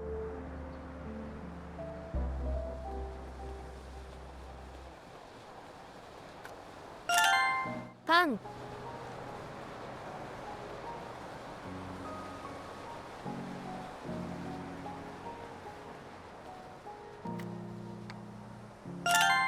メニュー Be another menu here somewhere, right?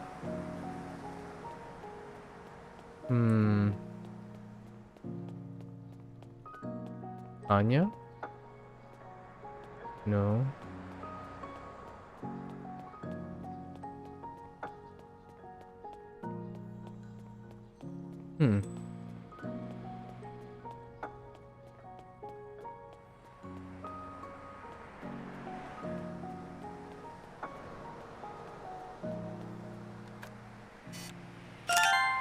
Zo Dang it. Oh, wait. Probably the ramen, yeah.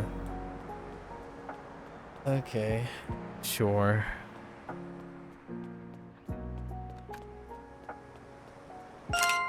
室外機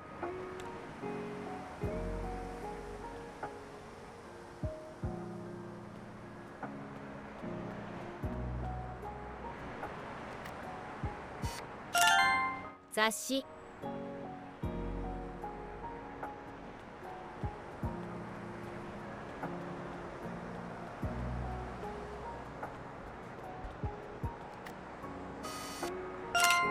郵便受け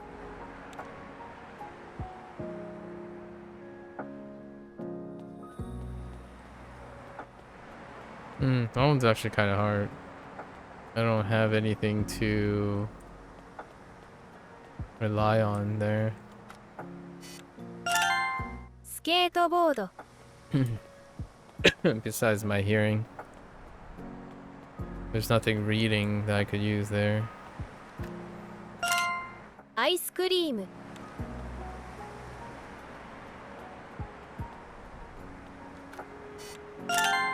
街灯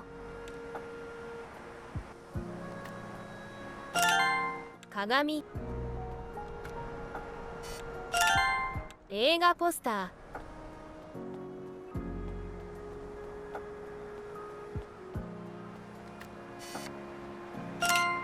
トラック There's actually only one truck. Huh.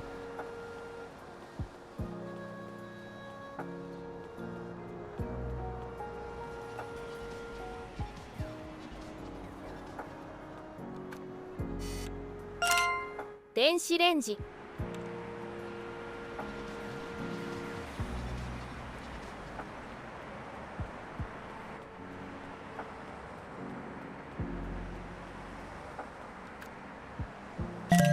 電子レンジ What the?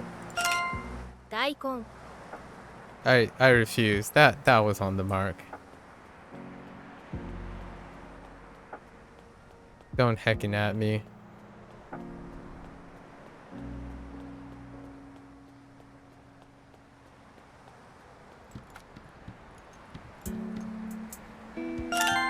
「飲み物」「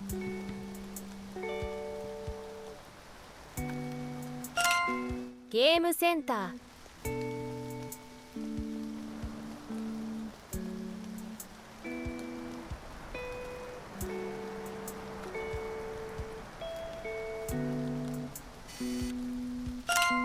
「スマホ」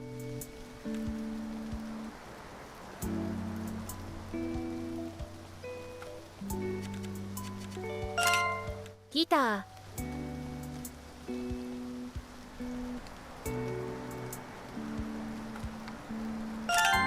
マンホール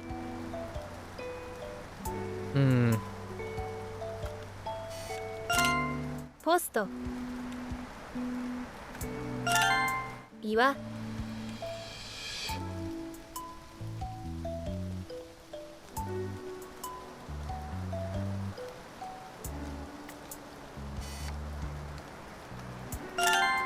リンゴ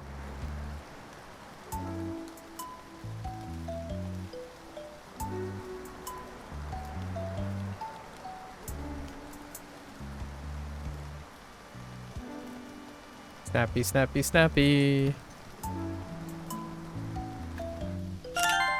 木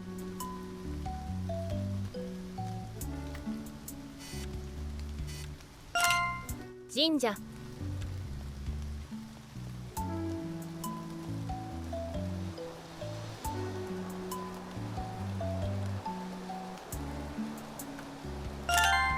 自転車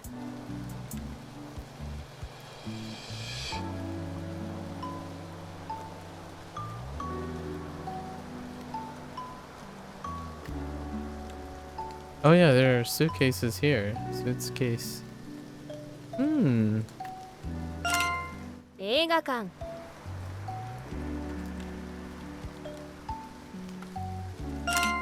卵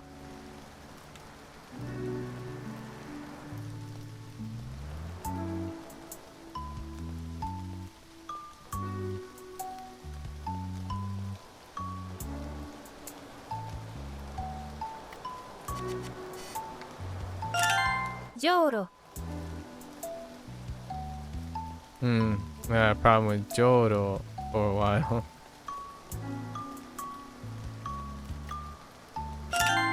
買い物かご 椅子 トイレットペーパ Dang, rapid fire. ー醤油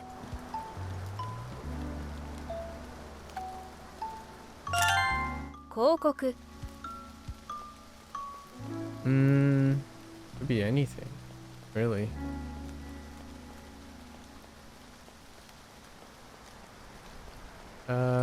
That one works. I mean, that works, right? コンビニ チョコレート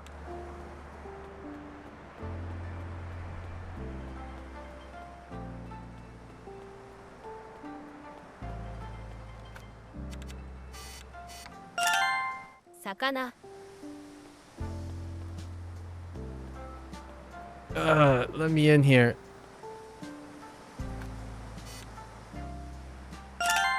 ステッカー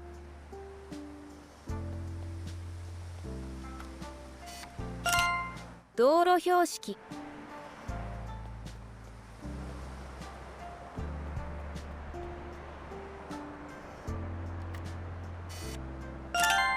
カバン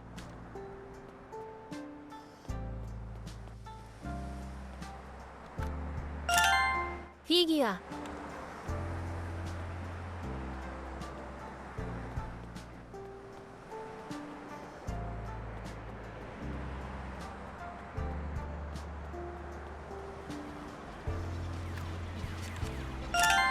ゲーム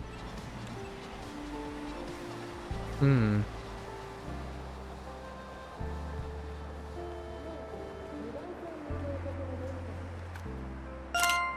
ぬいぐるみ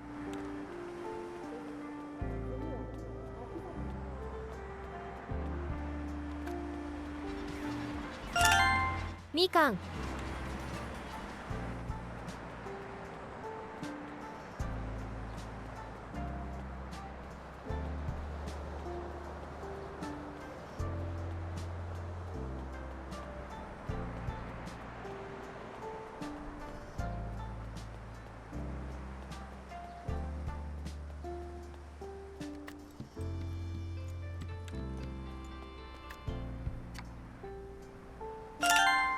地図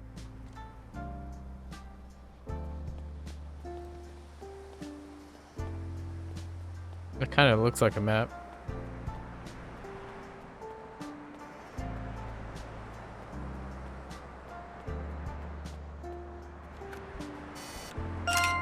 虫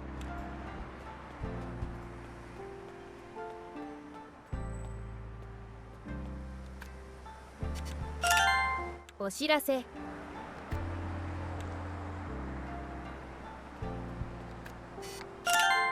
ゴミ箱。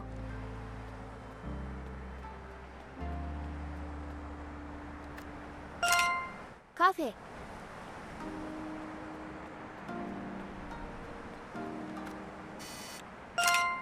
ランプ。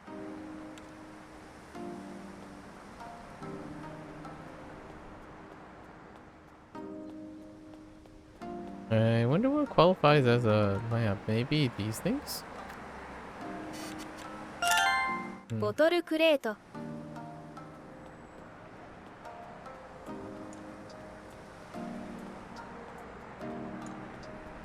ボトルクレート。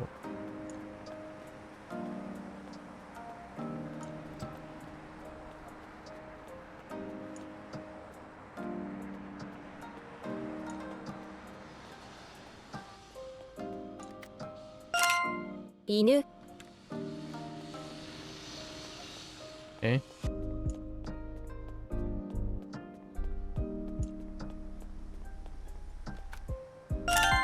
スイカ。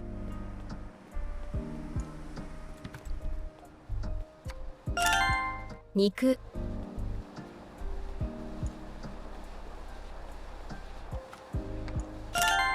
食べ物。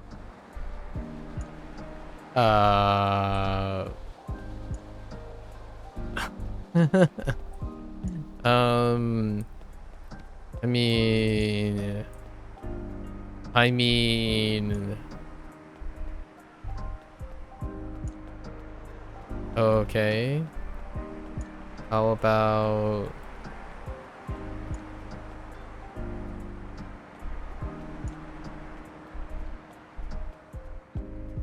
anything?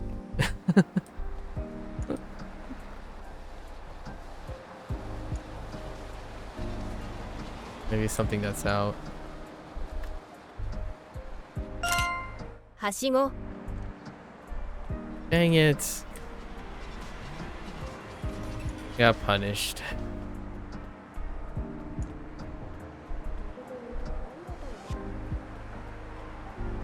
I don't see anything that I'm missing.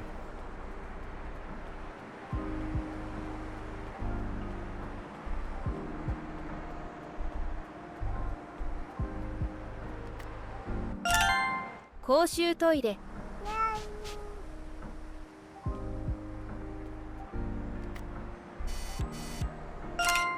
桜。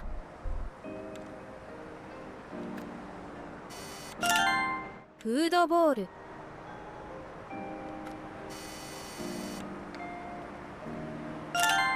カラオケ。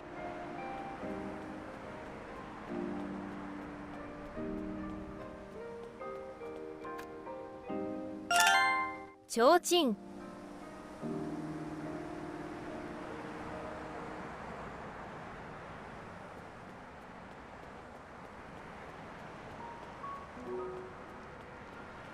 Oh, it has the same right kanji as gaito, or something very similar. お菓子。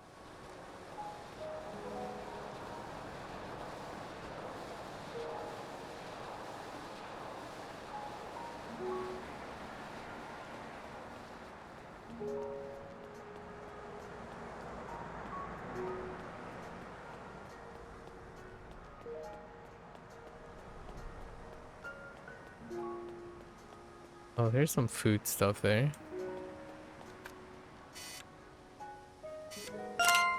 バスケット。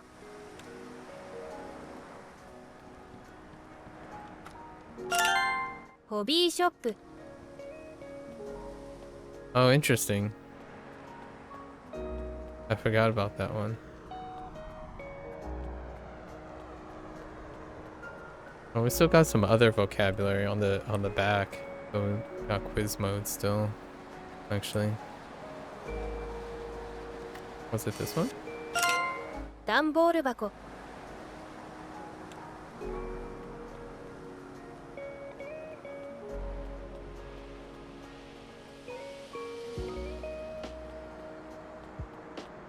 段ボール箱。Okay. 精算機。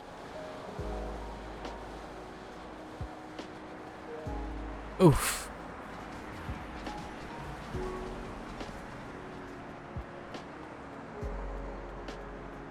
That's a really, really busy set of kanji. Holy heck.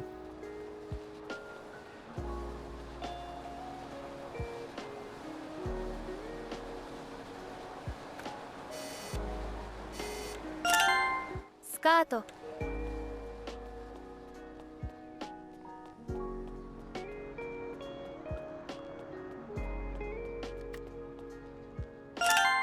メイドカフェ Can we snipe it from here? Yes. 本屋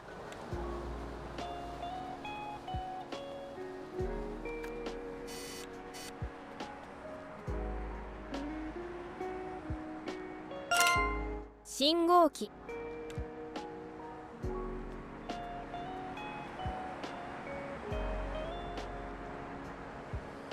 Wait a minute.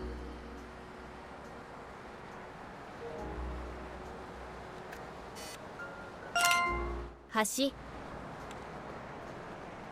Can I snipe it from here? Yes. 靴屋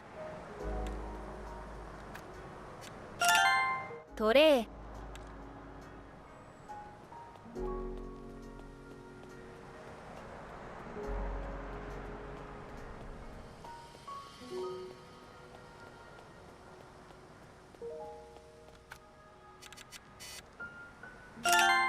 冷蔵庫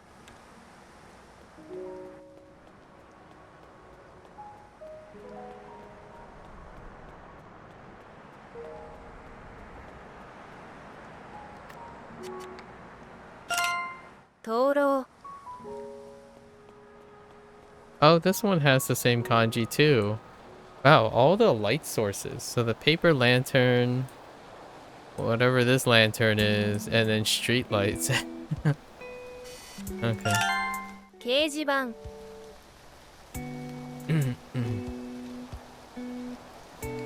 uh.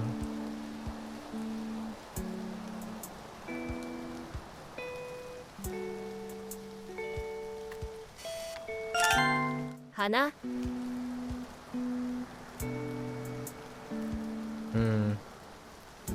Spin around. Okay.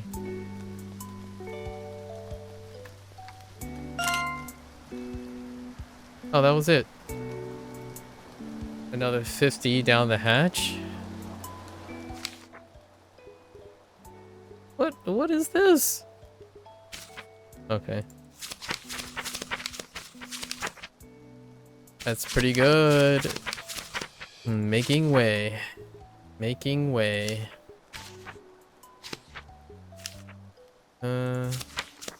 Oh. They don't... Okay, so they don't remove it from the... Okay. Alright, I gotta know. I gotta know what I'm missing. Let's find out what I'm missing. There's definitely one. Wait.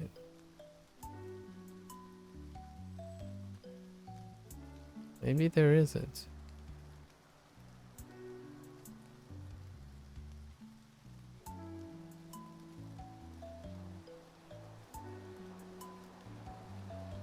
Wait, a bag? Oh, no. Just kidding.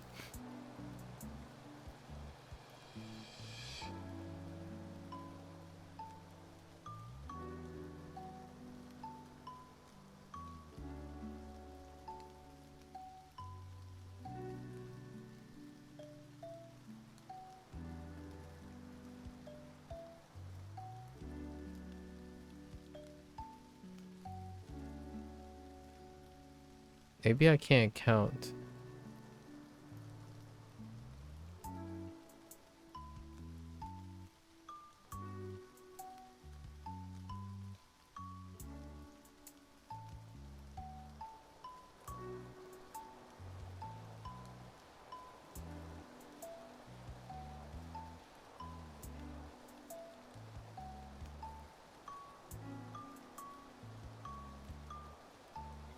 Yeah, so we got the lantern.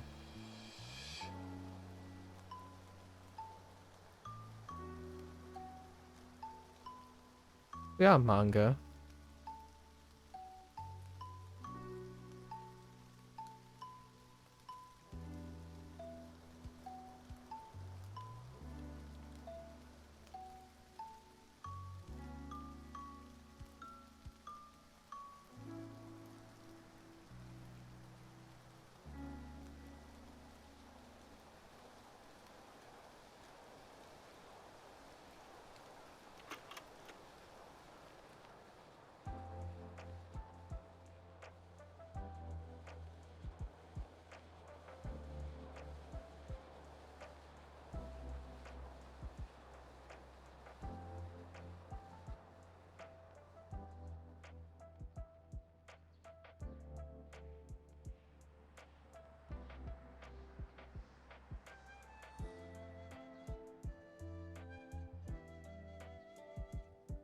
Dude.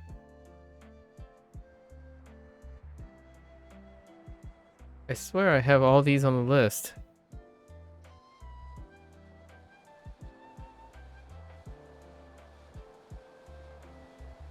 Well, according to this list anyways.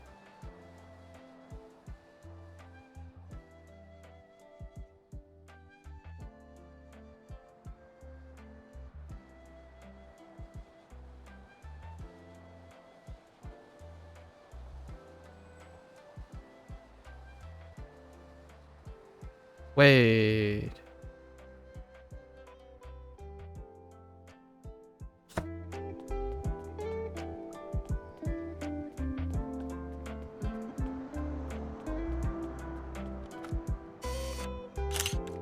No. 看板 Hmm.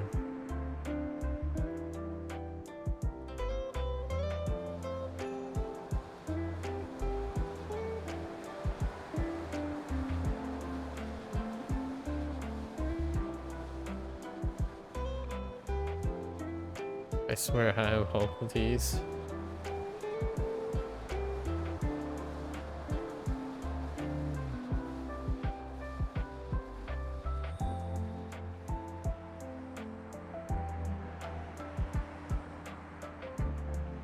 Ain't no way.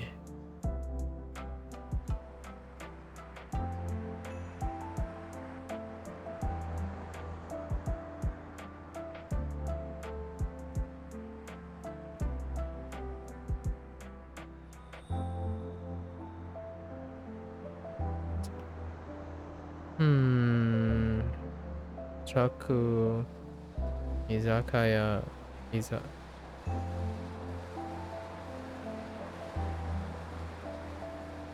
Hmm.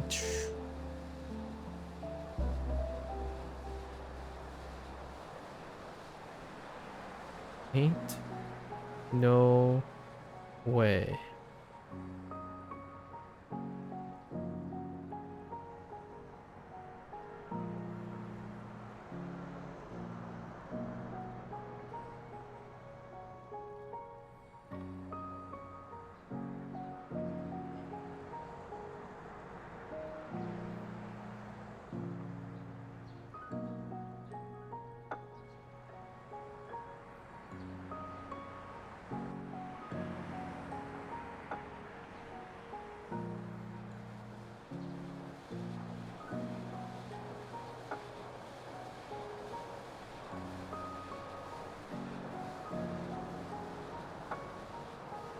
I have no idea.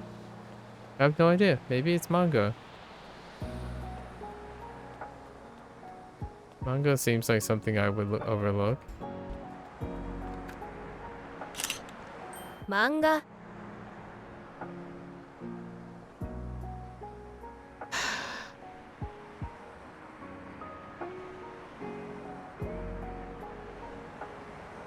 Okay, well, it's apparently something I overlooked. 漫画 There it is. 面白い読む書く I could have sworn I snapped a picture of manga.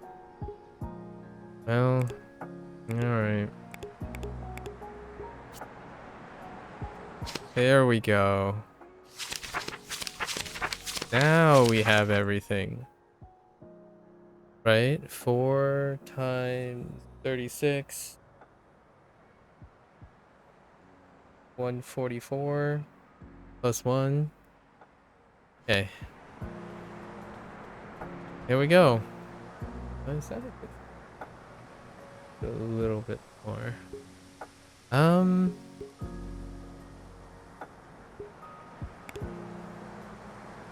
Do quiz tomorrow. Next time. We'll do quiz next time. Oh, you know what? Yeah, let's try it without. What are you gonna?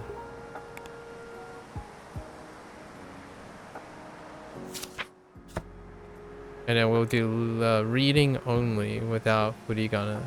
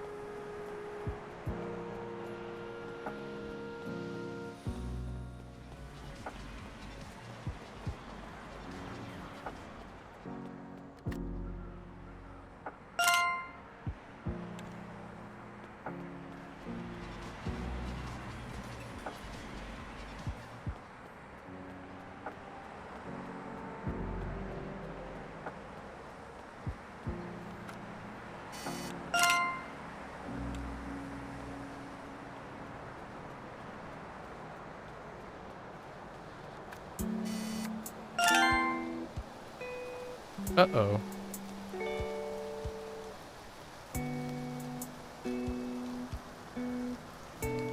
I don't know what that is.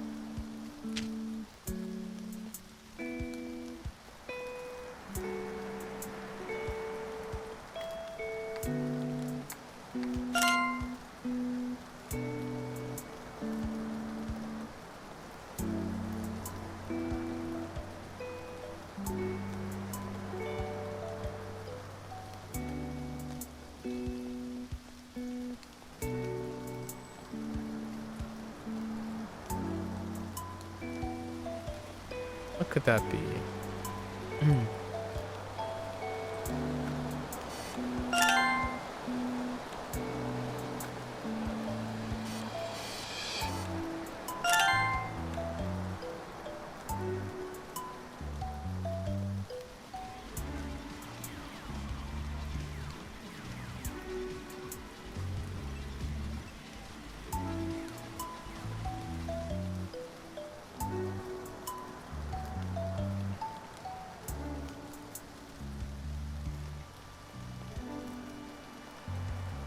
Um,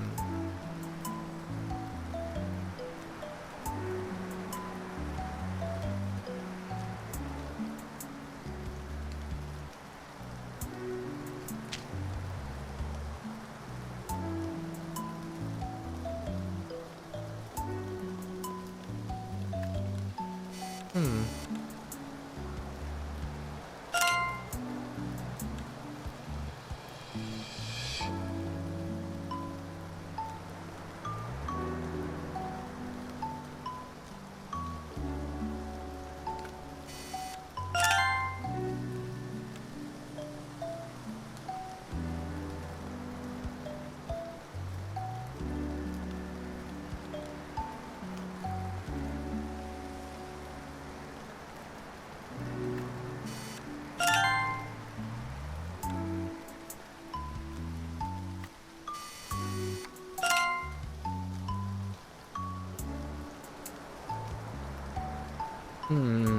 I don't know two of them.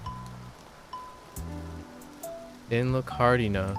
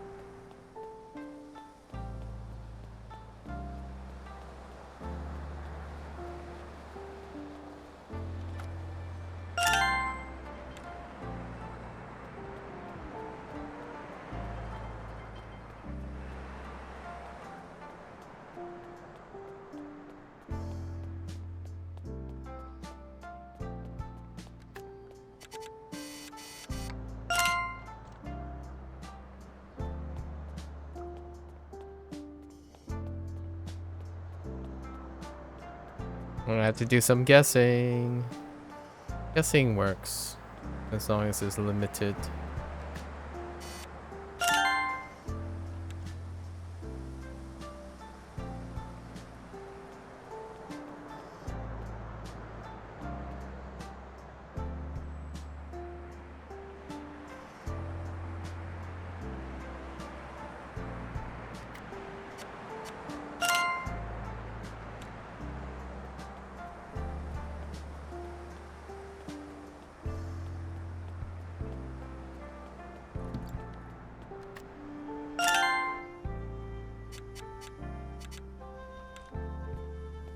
Ooh. I am going to take a jab at the.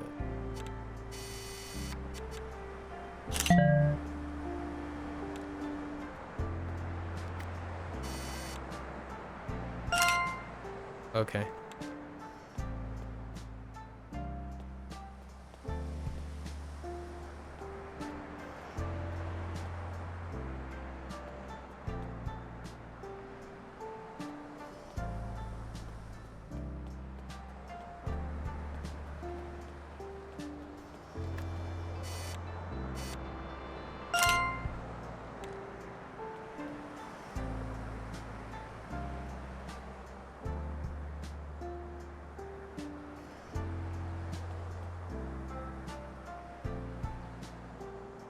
Yeah?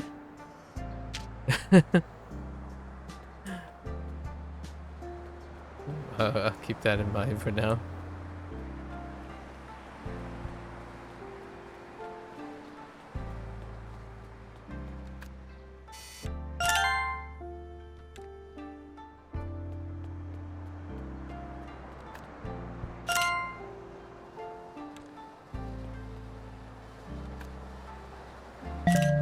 Dang it.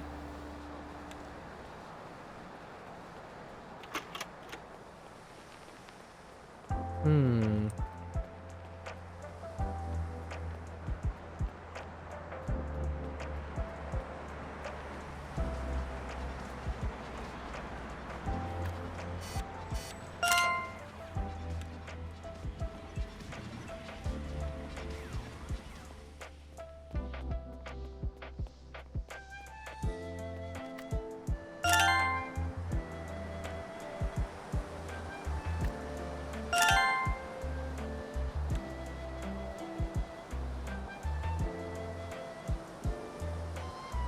Where are you?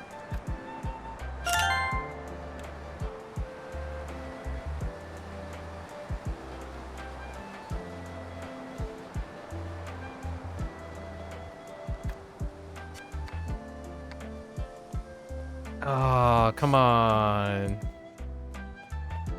Interference.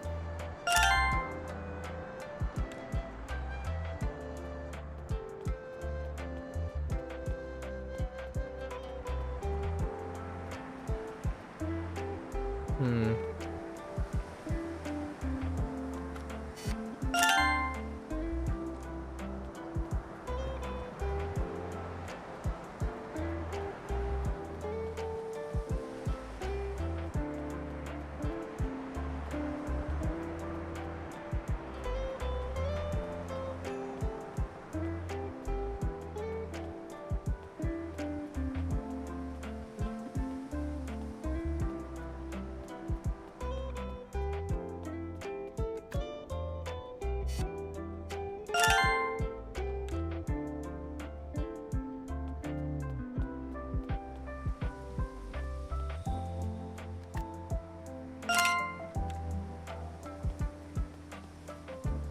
Uh-oh.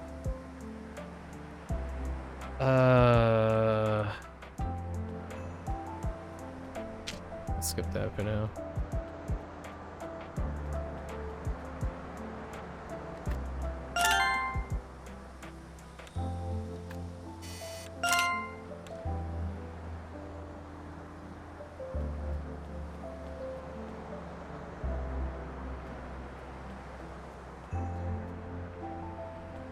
Hmm.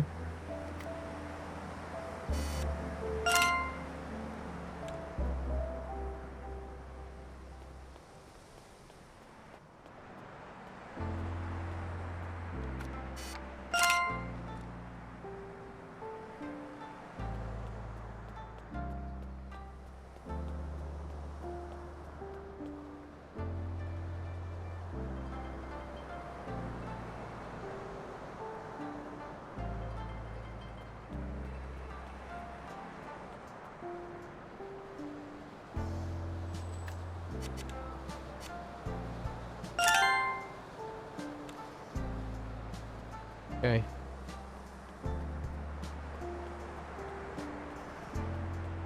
Trying. We got a few that I don't recognize without the hiragana.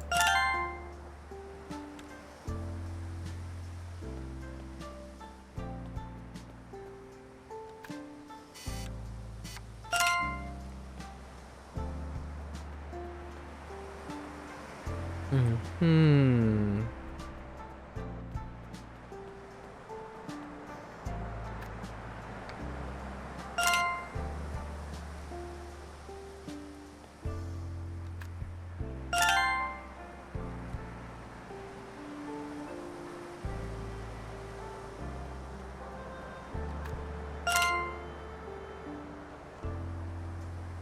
Have I studied much of the radicals?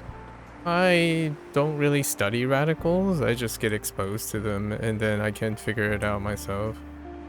So no, I haven't really studied any of the radicals. But I've already noticed that I could use a lot of them just out of pure exposure. So not at the moment. Didn't go out of my way to study them. I don't think I need to. Not yet anyways.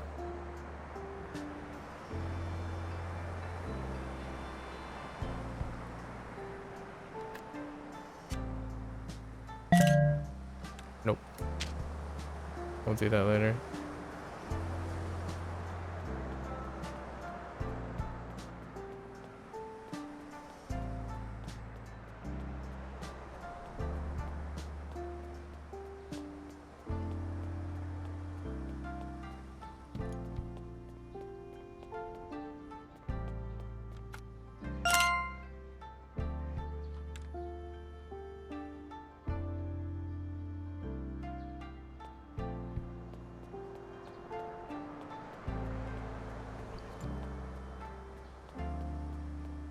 I think it's kind of like my approach is going to be somewhat like how we're doing Hanzi. I get a representative meaning attached to repeated patterns of strokes and then go from there. And then if I want to see something, I'll go probably look it up at some point.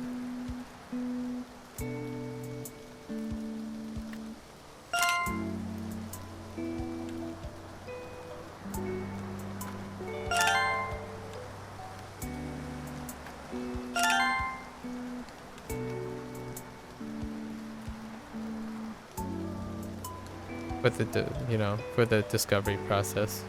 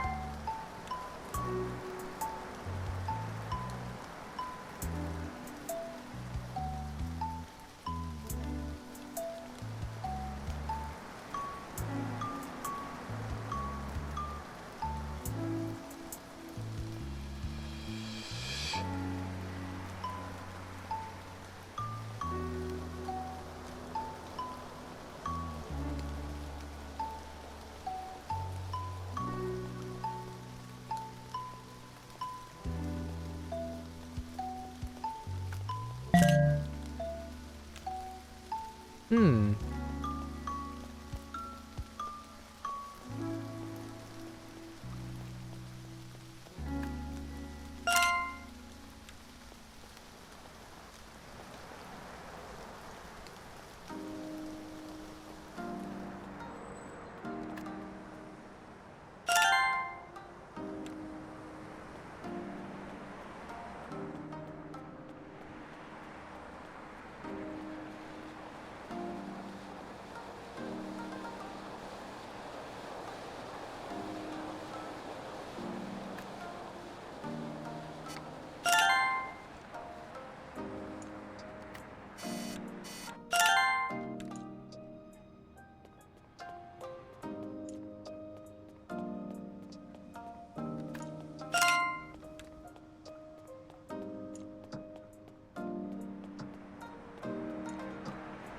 Focused. Focused.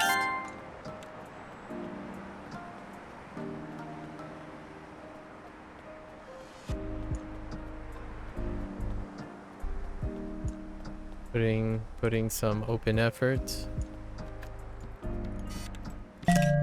Oh, oops. Oh.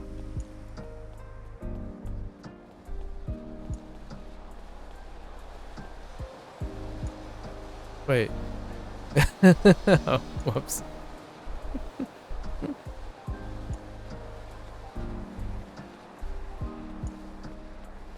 Spoke too soon.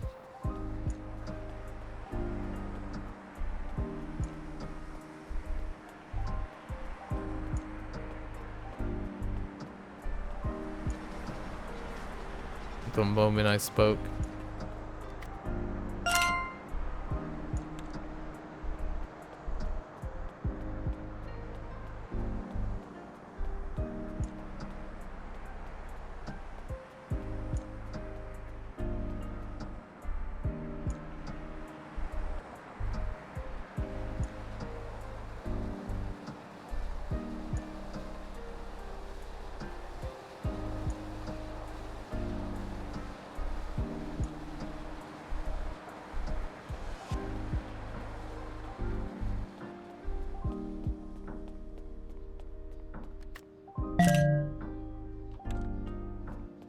Hmm.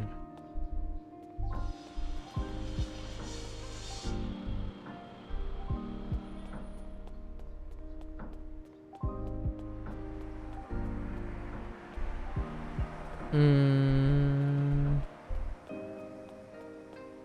No.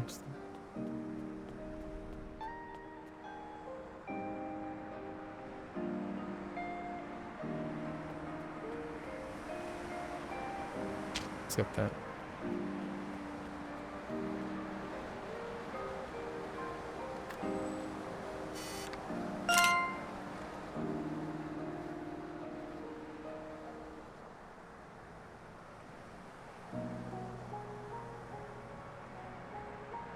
Hey, excuses.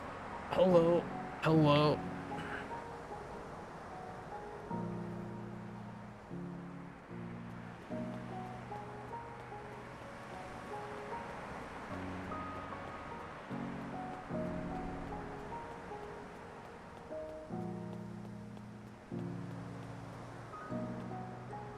No. I'll come back to that.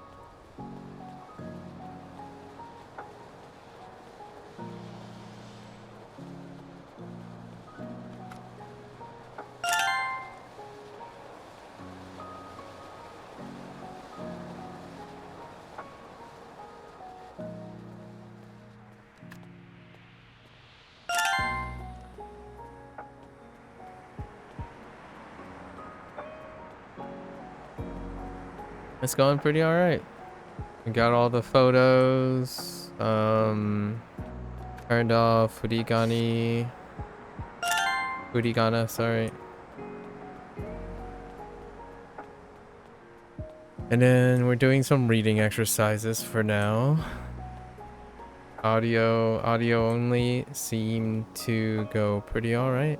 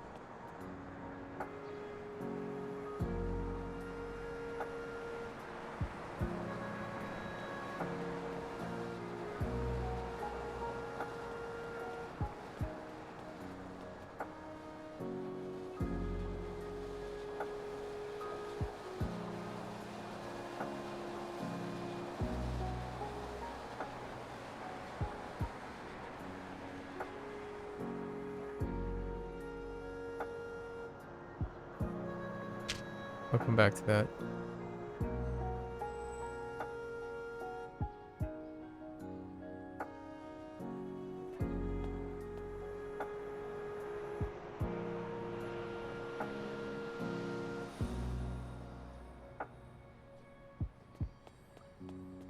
Oh, never mind. Fine.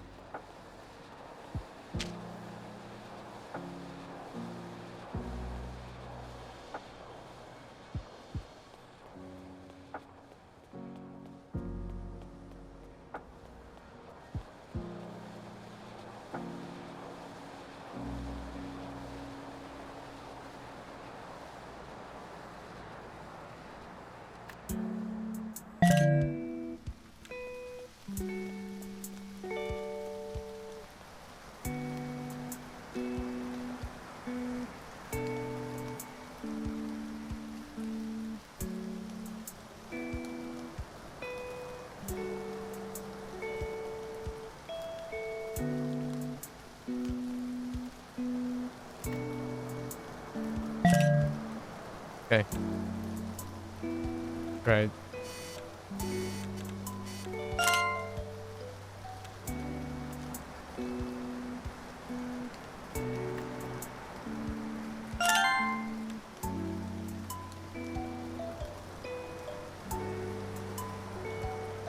Any thoughts still on how you will extract the vocabulary? Will this be a good cooldown game to play? We're gonna... I mean, you don't have to extract the vocabulary per se, but we'll probably end up writing all the vocabulary out somewhere. It's only 200 of them. But probably just the ones that are novel kanji.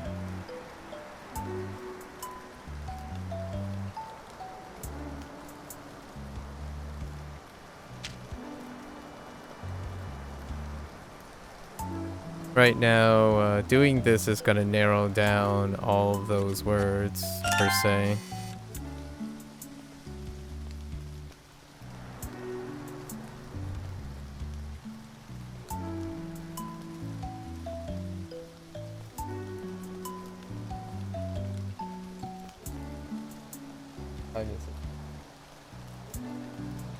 Okay. I'm gonna keep track of time.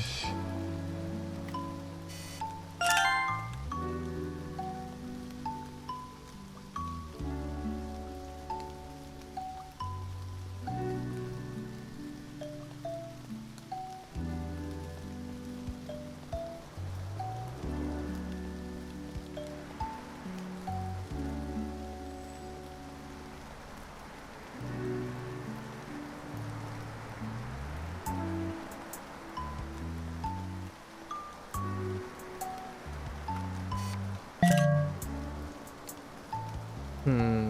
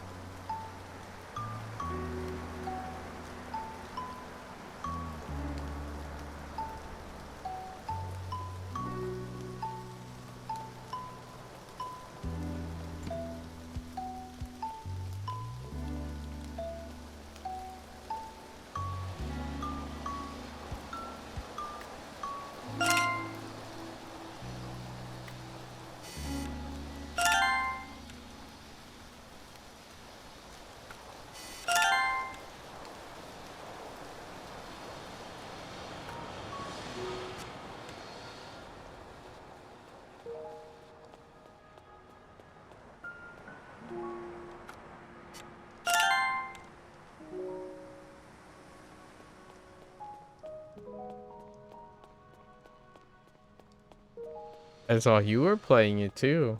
Excuses. How was your session?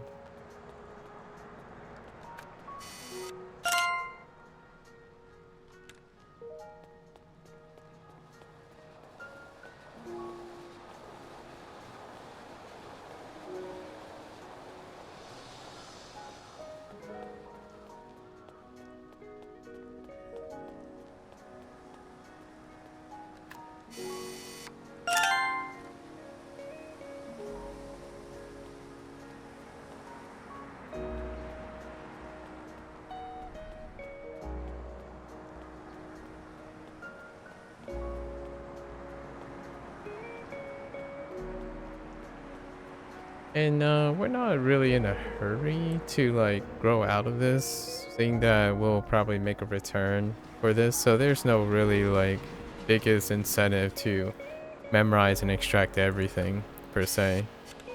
Since this is probably going to be used more of just an experience thing.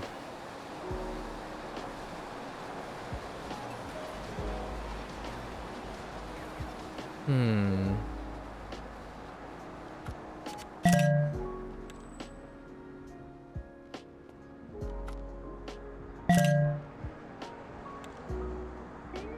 Hmm.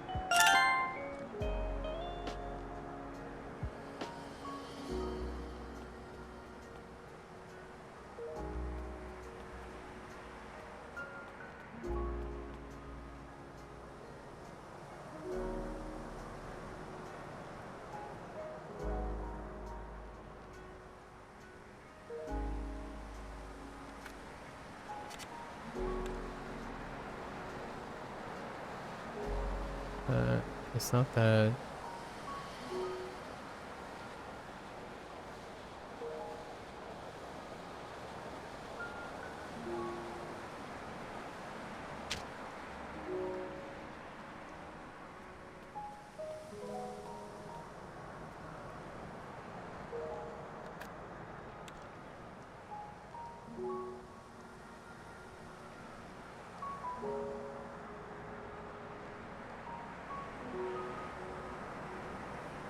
I'm waiting. Is it triggered by proximity? No. I was asking about extracting because I haven't yet, and I didn't want to feel like I wasn't learning too intense enough again by playing a game. I gotta get too intense. You're a little bit too intense right now.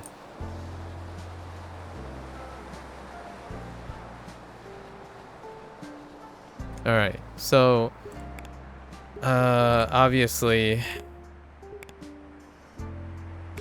this helps a lot. So let's go back to this.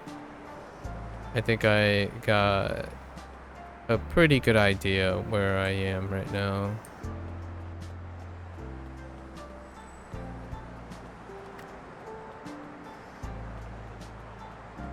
Hello?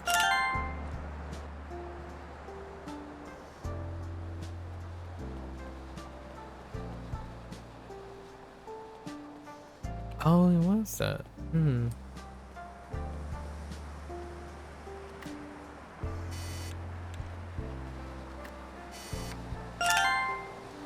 The natural transition from hearing only to the kanji is to have furigana, and then furigana is the bridge to the kanji. So that's the order that I'm doing them in right now.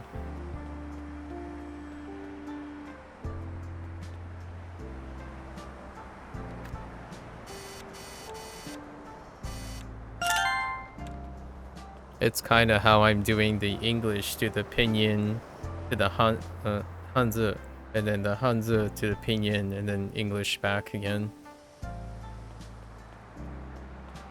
And then because of that, it's a way for me to attach meaning to all the recurring strokes and shapes.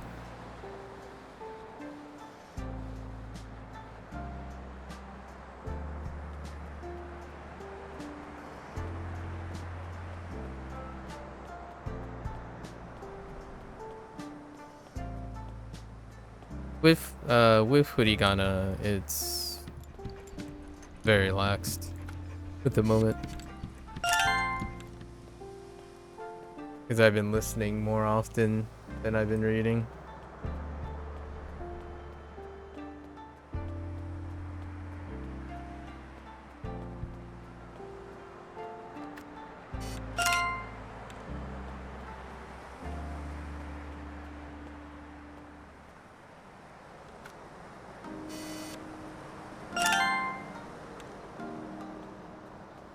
I thought that was it.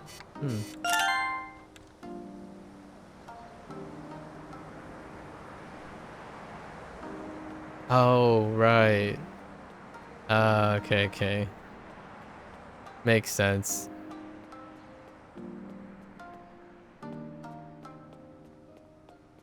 Forgot about...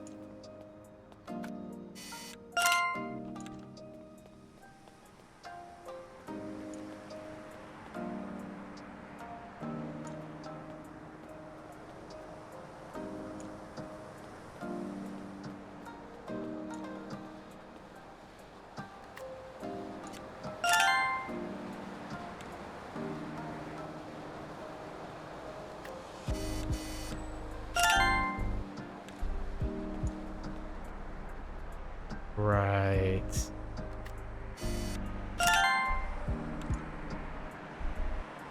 Oh, this one's just...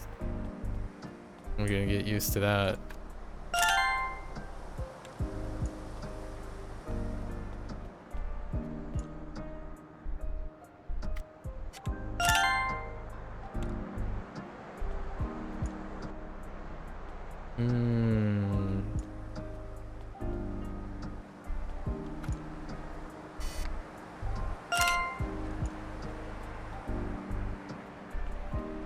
Right.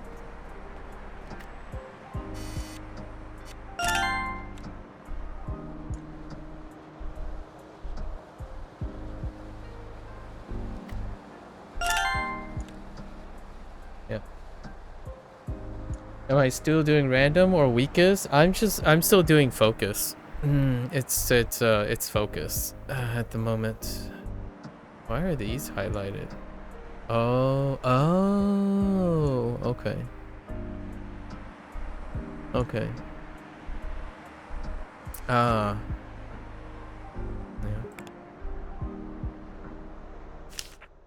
Yeah, so we're just proliferating mastery by combining all the tools we have. And then we're slowly stripping out the tools again.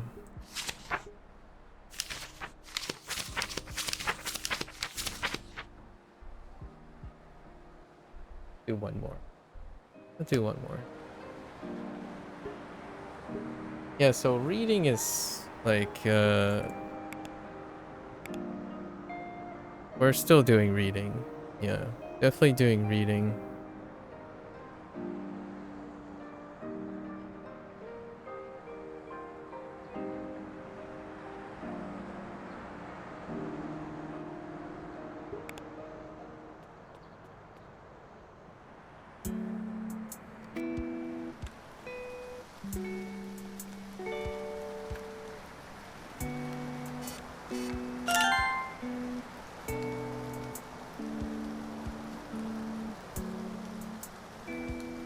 I was watching this one music video by a band that I listened to for quite some time now, and they had a lyric video, right? It was a lyric video, and the font, the stylization of the font they use was absurd.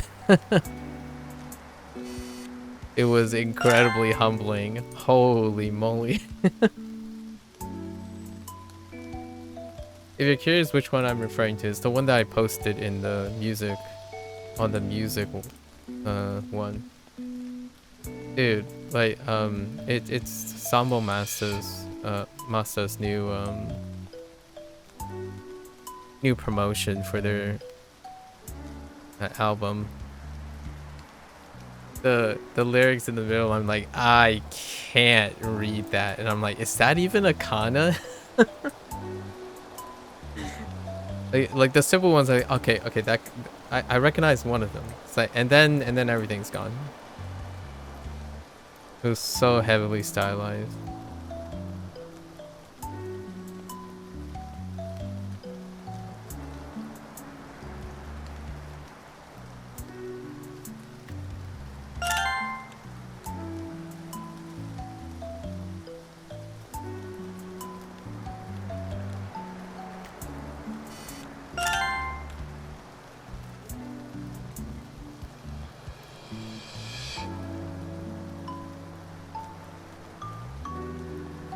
Autumn Pioneer, please, please make a shopping mall. You gotta make a shopping mall. Or the countryside or something, man. Shopping mall, countryside. Mm.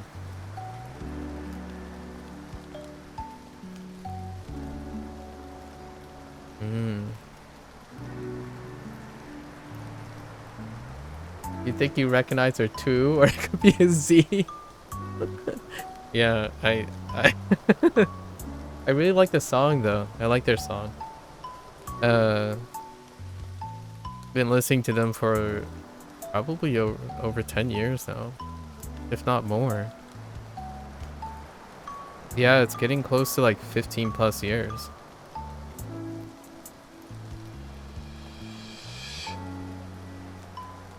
I think they started in the year 2000. Yeah, they're almost 20 years old as a band. No change whatsoever as a band. Same three. Ooh, new border.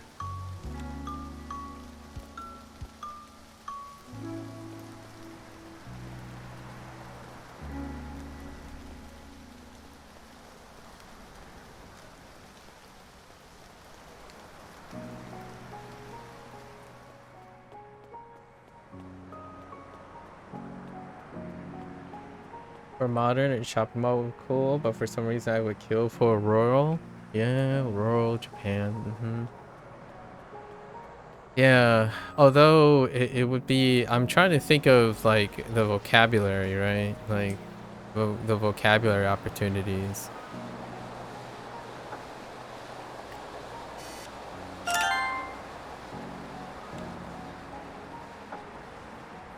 A school wouldn't be too bad as well. Oh, you could get away with, there is a lot of things you can mix together into a school location.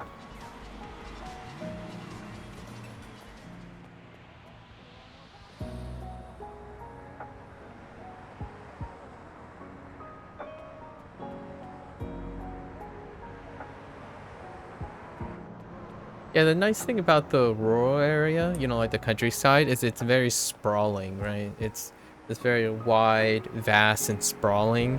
I the thing about this Shashingo, you know, like the way it's done, it would be very, I think it might be a little bit too vast,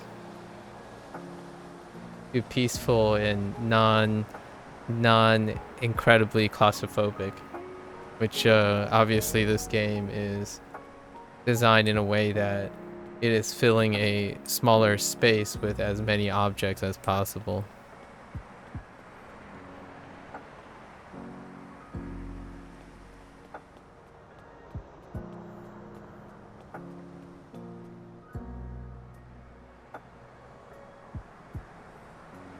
But which one?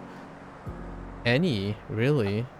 Because you have the structure of having different classes and different interests, and each class can be themed after random things. You can have, you know, Sakuru from high school, but Sakuru exists in universities as well. Although, probably not Daigaku because of maybe, like, you have to say other things.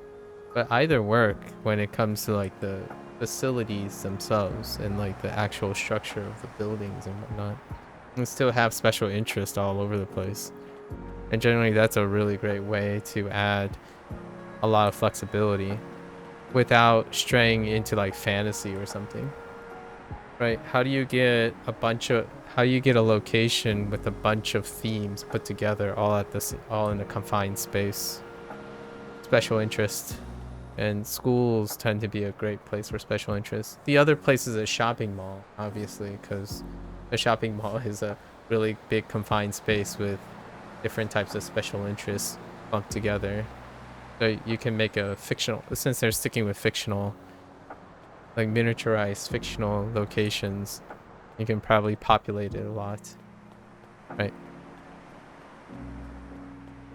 It would be very difficult for a like a naturey uninhabited area to naturally feel like you can fill the space up with things. I think that would be like a design thing that they would have to consider when it comes to vocabulary.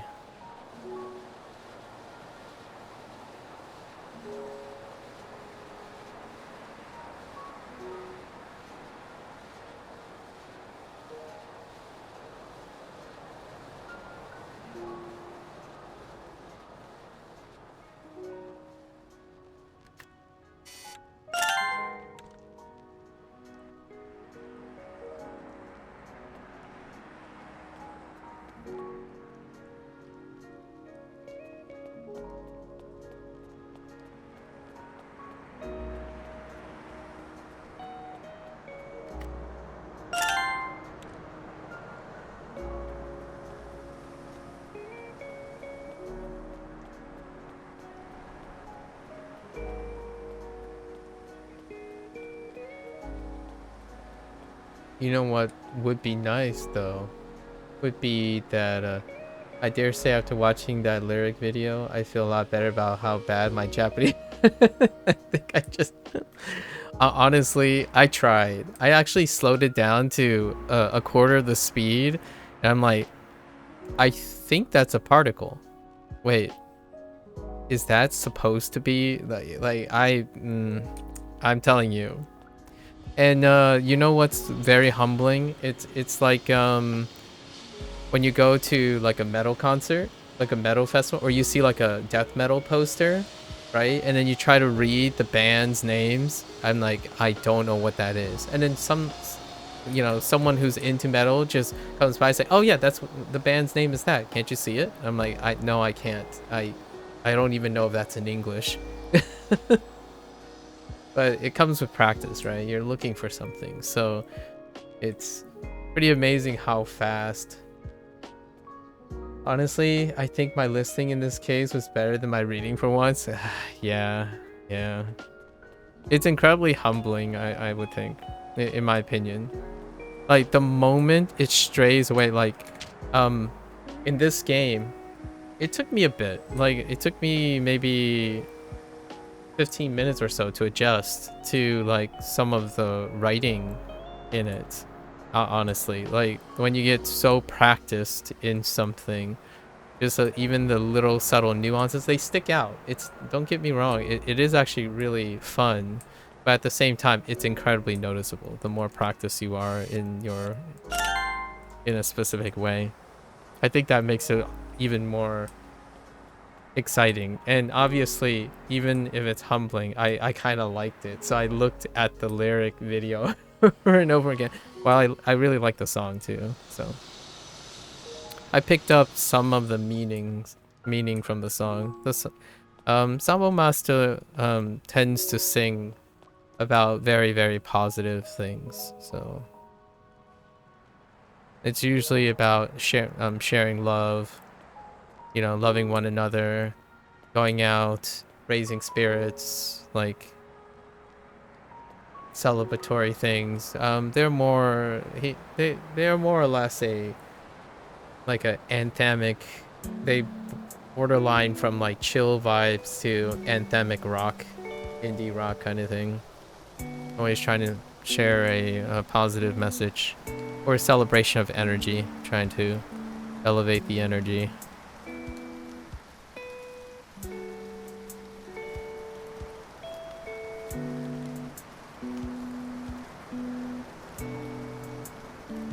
Whoops. Went the wrong way.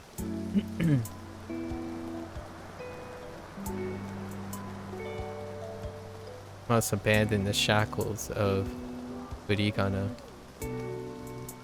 at some point. So the natural progression right now is I don't need to hear any of the vocabulary anymore. So like if I have the person pronounce the vocabulary, like any of the vocabulary in this game, it's nearly like 95 to 99%. So now I'm doing reading with Furigana enabled, and the goal is to slowly leave Furigana and then be only recognizing the kanji, right? And then when I recognize the kanji, then I will attempt to write the kanji.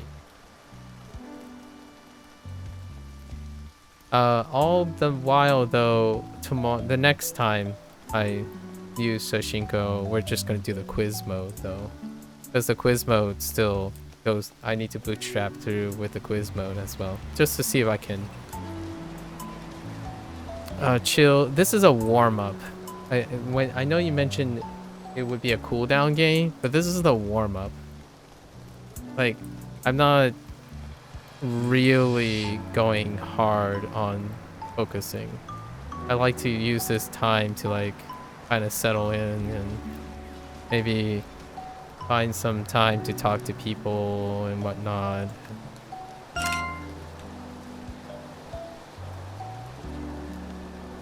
Yeah, it's quite linear. Yeah, it's a linear approach for sure. And it's also done so that it's the opposite. It's the opposite of what obviously Duolingo does, right? Where it predominantly is selectively assaults your eyes first with constant reading. So it's kind of nice. You don't have to. You could just listen the whole time, but that's a super feature. So I'm just doing whatever that's not the same. So I'm trying not to overlap. It's if you're taking any form of SRS or immersion or comprehensible input, the idea for me personally is that you leave pockets of time in which you can see if you can hold your focus and engagement, but do not I avoid overlapping the same task over and over again, because eventually it will feel like you're doing the same no matter what you're doing. You're constantly doing the same thing, and I tend to avoid that at all costs. I would put myself, maybe for something as dynamic as this, I would place it around 2 to 3 hours, which is what I've been doing recently. And then leaving like an hour and a half for Duolingo for Japanese. And then for Chinese, it's different right now, right? So I'm already responsible for Pinyin, Hanzi, and whatever the lesson is, the vocabulary lesson. So I'm not at a position where I'm going to say it's probably going to be another 3 or 4 months before I integrate some sort of other thing for Duolingo Chinese. I can see myself still practicing different ways. Like right now, I need to figure out a way to manage the Hanzi, right? My Hanzi is at 250 characters, and we gotta figure out a way to like jumble them up, maybe organize them, and then put them together. And it's usually after every 25 days. So it hasn't been 25 days for Japanese yet. We still have 9 days before I have to do the review for Duolingo Japanese. And then I think Chinese is 6 days after that. So I'm thinking, moving around, seeing what we can do. It's always a constant change for me. Constant but interval change for me, so that I don't get bored or complacent.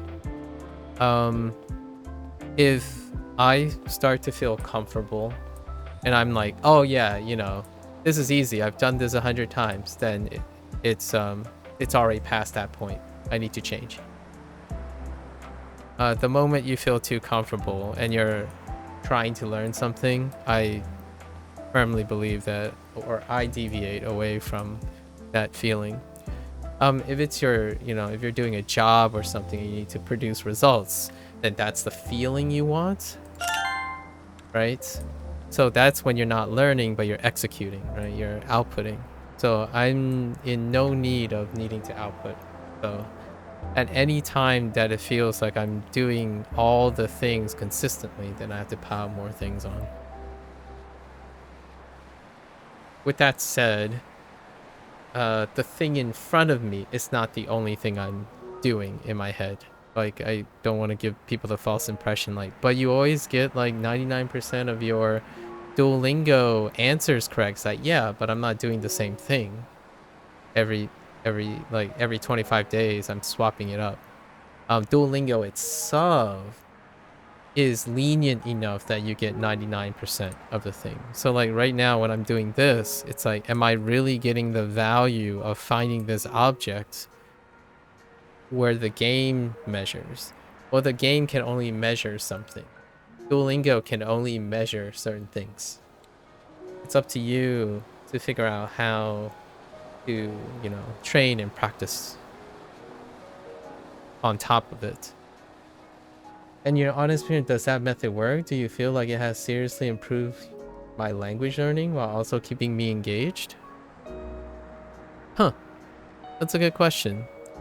Well, I mean, how would you measure that?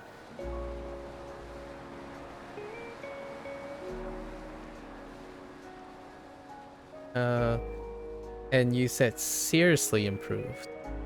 Do you mean how language is acquired? Because if I'm engaged, then I'm generally always engaged, for the most part. Engagement may not necessarily be associated with language learning. However, language learning is a first for me, so I don't, or self-studying in language learning is a first for me. So any type of rigorous consistency is an improvement over what I have been doing, which was non-existent, right? The stuff that I continue to do are the stuff that improves the language learning from my baseline of 0, right? I have 0 self-studying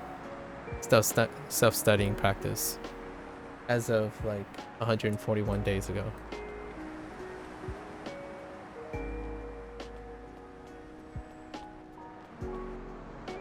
Sometimes I watch videos of other people's suggestions and whatnot, and then integrate them like on my free time. Largely the stuff that I've integrated are based on other people who are ahead of me, right? People that I trust at this point.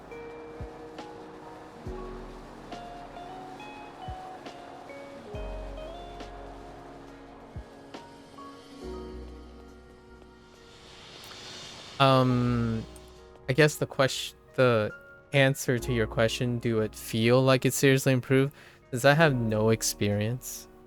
Any experience is an improvement. I thought that you did different methods in Duolingo, and what you are doing currently are something new you've tried. No. I haven't ever learned a language. I haven't ever self-studied a language before. This is the first time I've ever self-studied a language. So, it's even more interesting. Whoops. Just kidding. It's even more interesting to juggle all these things than the actual learning itself. So there might be some drawbacks to my approach. Like the engagement might be far more interesting from the learning standpoint than the learning itself. Honestly though, if one can stay engaged and motivated, where there's a will, there's a way, right? That's the idiom. Where there's a will, there's a way.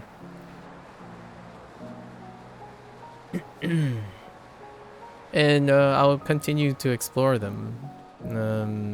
Learning language is another task and exploring how to learn things, in my opinion, you'll naturally learn the things. This is the natural environment, in my opinion, for a learner.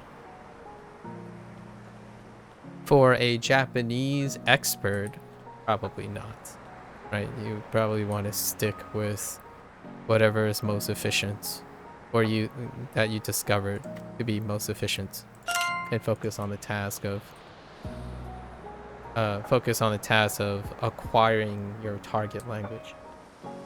I more focus on the task of experimenting with learning, and Japanese happens to be the thing I want to learn at the moment.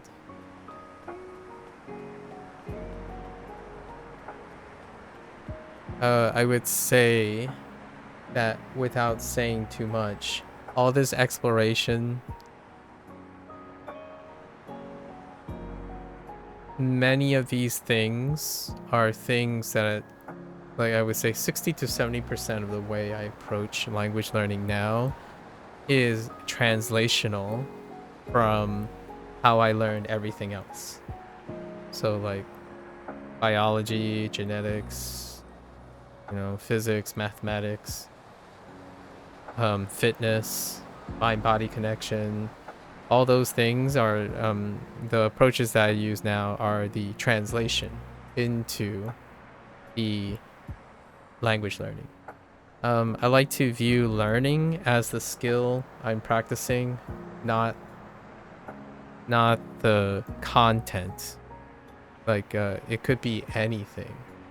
The things that I like to improve on is my learning capability, and not necessarily what I'm learning.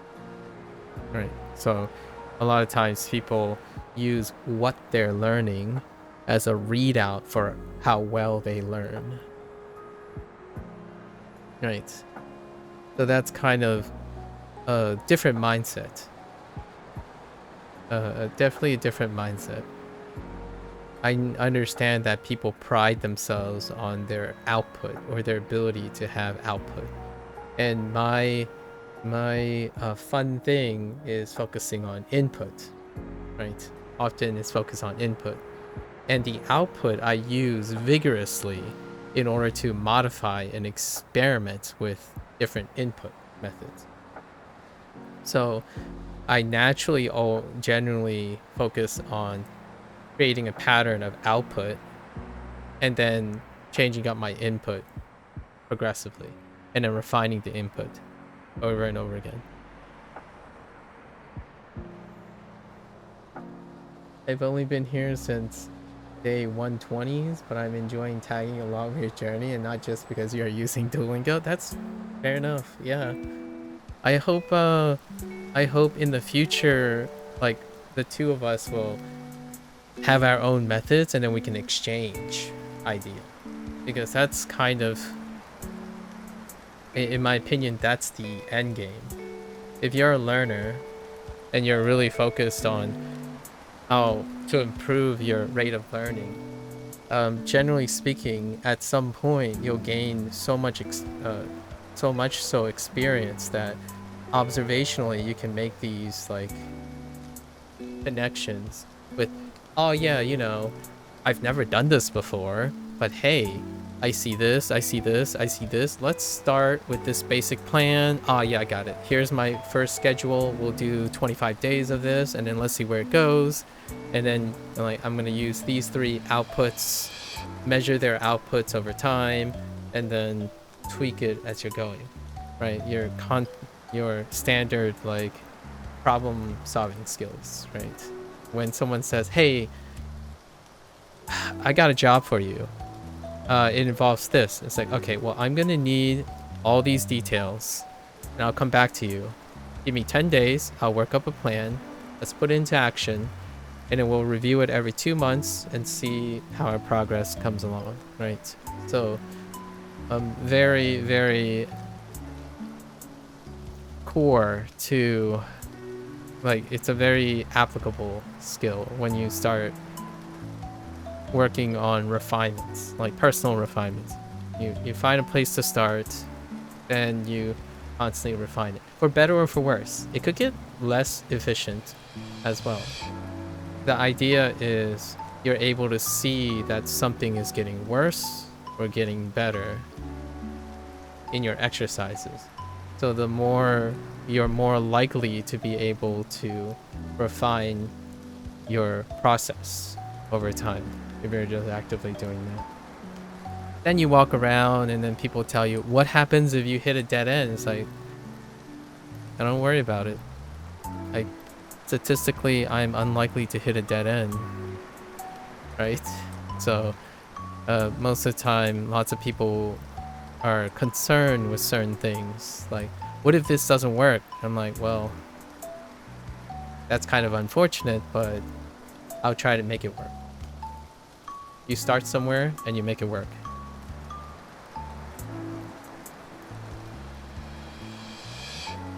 Not the most optimal way lifestyle, but it's certainly one that is ever engaging.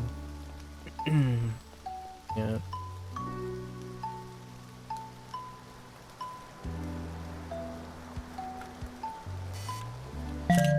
Oh, wait.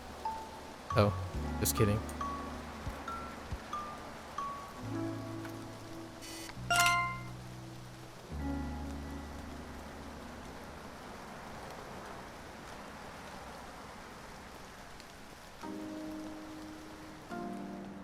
That right radical on the right kanji is wild.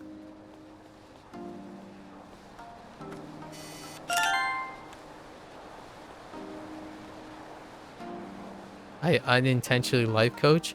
I wanted to. There was a time before I started Japanese, I was gonna go quickly pick up a certification for life coaching, actually.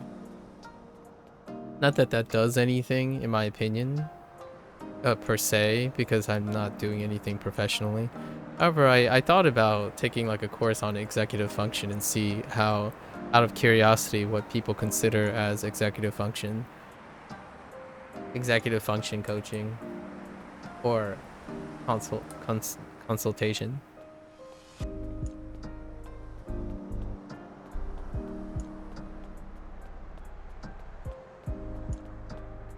Obviously, I'm not doing that here. Nothing I say may be construed as professional advice, obviously. However, it's not uncommon to inspire others to do certain things on their own, out of their own volition, right? There's not... I don't want to trivialize the occupation that is executive function. Like, that's the fancier way to say like life coaching, executive function advisor or something. However, there's a lot to advising a growing intellectual at a university that would very classically overlap with executive function stuff.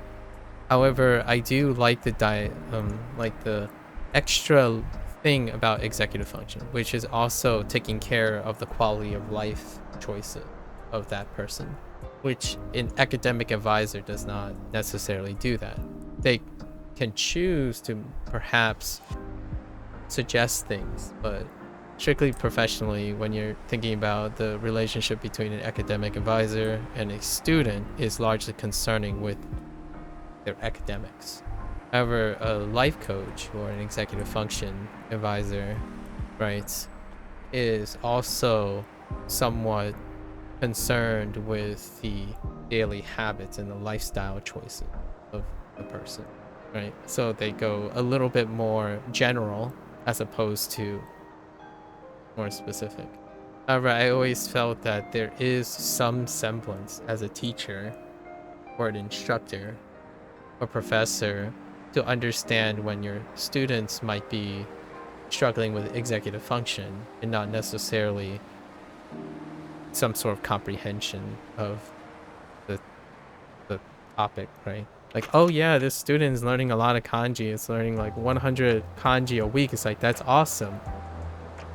However, when you think of it from an executive function standpoint, it's like, okay, so what is the student sacrificing, or what do they think they're exchanging and prioritizing in order to achieve that result, right? Is it sustainable, right?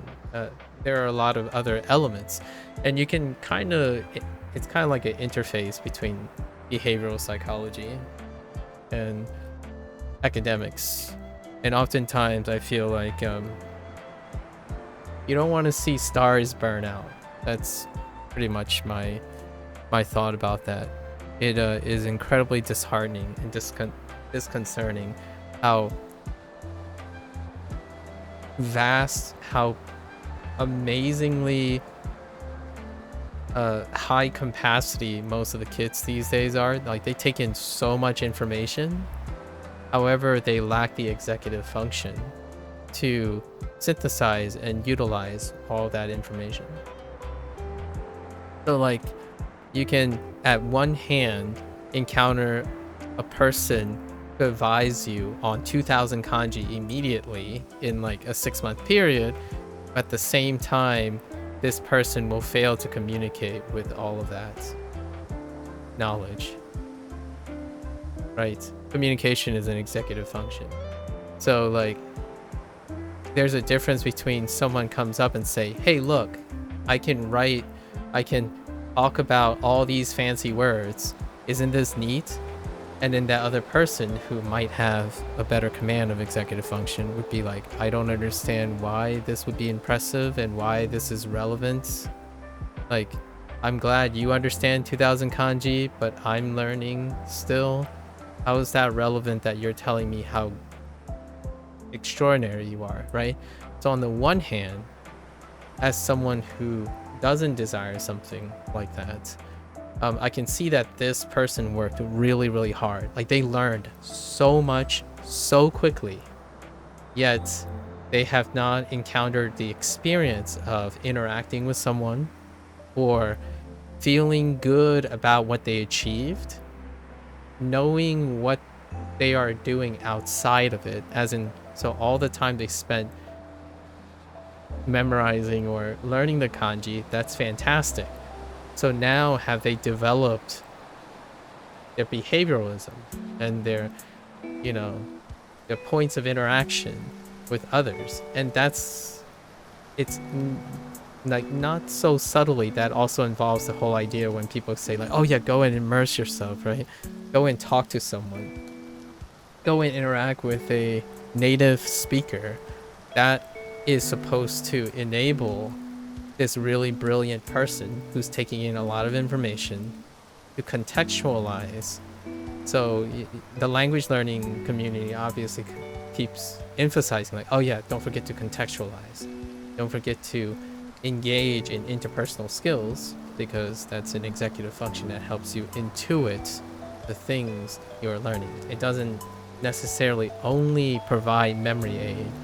It allows one to practice using all your input, right? And I totally get that. And that concern that people have. Occasionally, I've already encountered some people go out of their way to tell me like, oh, you do need to do this and do this. And like, yeah, I get it. Provided that my goal is the same, right?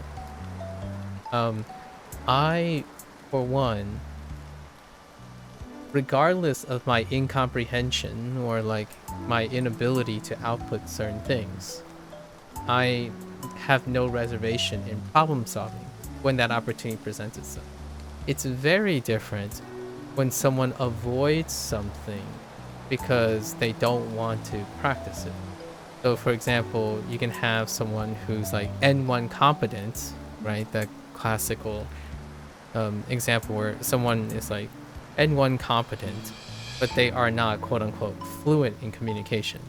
And then some people would say, well, fluency is so and so. My low bar in fluency is if I can bumble around and then that person's like, oh yeah, okay, so let's learn together kind of thing. Like, oh, you said this part wrong. It's like, I'm good to go. Like, I, in my opinion, have enough control over my executive function. that I problem solve through it. You know, it's a, as long as I meet some sort of minimum level of comprehension and I have a vehicle, it's irregardless how competent I am. I'll be able to solve it with some tact, right? Some nuance, politeness, being apologetic, being humble. These are a lot of things that help you solve problems with other people. You've seen a lot of N1 passers, but that does not indicate fluency. Yeah. And I don't like the word fluency very much, because fluency implies some sort of competence level that everyone has indicated. Like someone asked me 2 days ago while I was playing Shashingo, like, am I fluent in Fujanese? And I'm like, well, how do you measure fluency? And a lot of times fluency would be like, oh yeah, well, you know, do you know like how to say all the words and like write all the words? Like, write what? I mean, write a dialect that might only be available in a very specific place in China and I don't live there, right? Like, so fluency to me, if I had to reiterate a different word for fluency, is the capacity to problem solve in the target language, in my opinion, personally. Like, I'm not like I'm deviating from like linguistics and all that stuff. If you're able to problem solve within the target language, even with an accommodating common language and then non-verbal language, right? Non-verbal language as well. I don't non-verbal communication. That to me, without discomfort, and you can constantly learn past that, that in my opinion, without a second hesitation, that in my opinion is the baseline fluency for myself as a problem solver who focuses on executive function. If you stand there and you listen to this person talk and you can't contribute anything, nor can you interact with this person regardless of how broken it is, and you can't express even the incorrect idea but with intent, then that is not fluent. You are not fluent in in your expression, right? Whether it's misunderstood or not, that is an existing problem between interpersonal skills, no matter how skilled you are. In fact, sometimes when you become extraordinarily skilled, your executive function declines between interpersonal skills. You can exceedingly become exceptional to the point you fail to communicate with the vast majority of people. So it's a bell curve. There is diminished return at the end. You can be so hyper technical that your communication skills worsens with the vast majority of people. So it's not all sunshine and rainbows, like more is more is always more, right? It's kind of like the complacency thing. When you get so used to a method, there is going to be a time where that method is your glass ceiling, right? So am I going to stick with Duolingo forever? The answer is no. Like, but here's a caveat to that. Here's a big caveat to that. Is Duo going to be the same if I stick to it?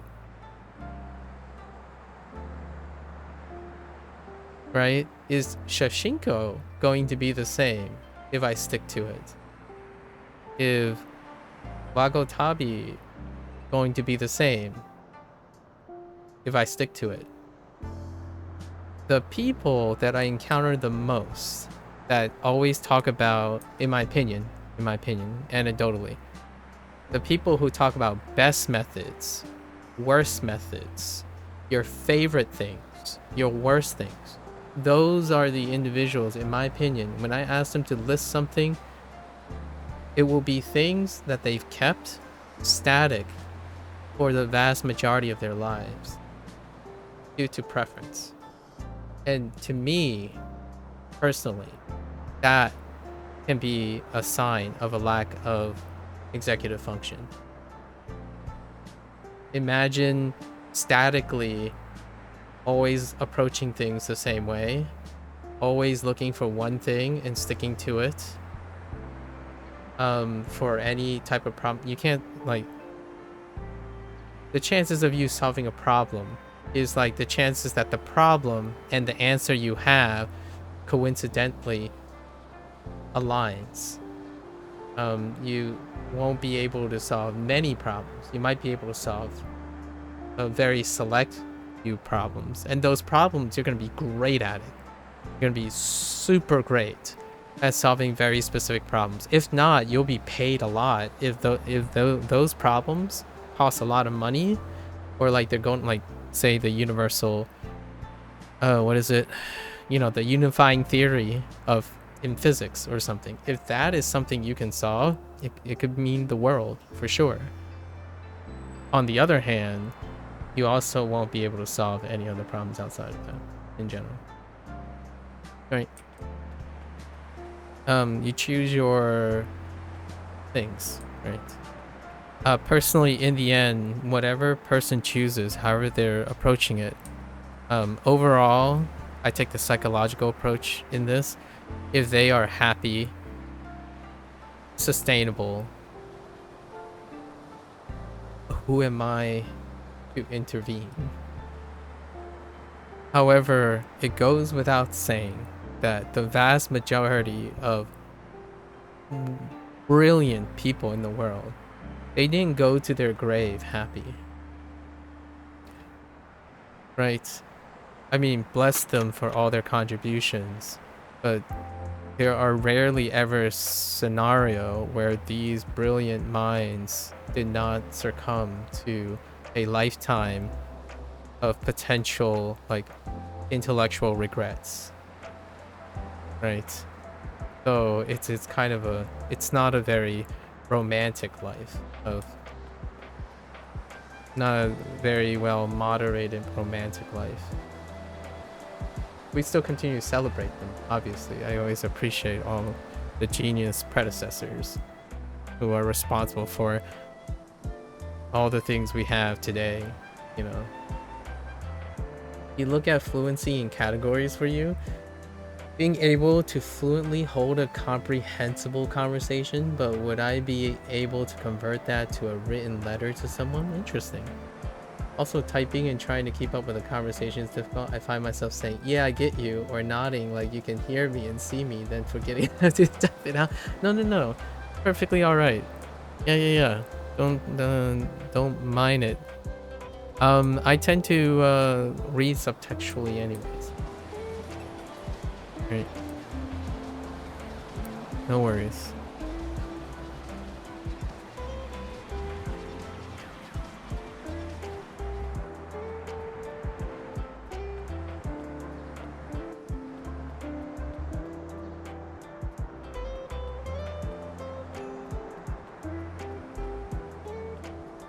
Oh my gosh, those cars are cursed. What'd you call it? Okay, here's the deal, right?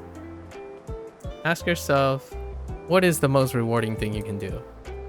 Honestly, for me, you know, people like answering like, oh, what is your favorite thing to do? Or what is your goated thing?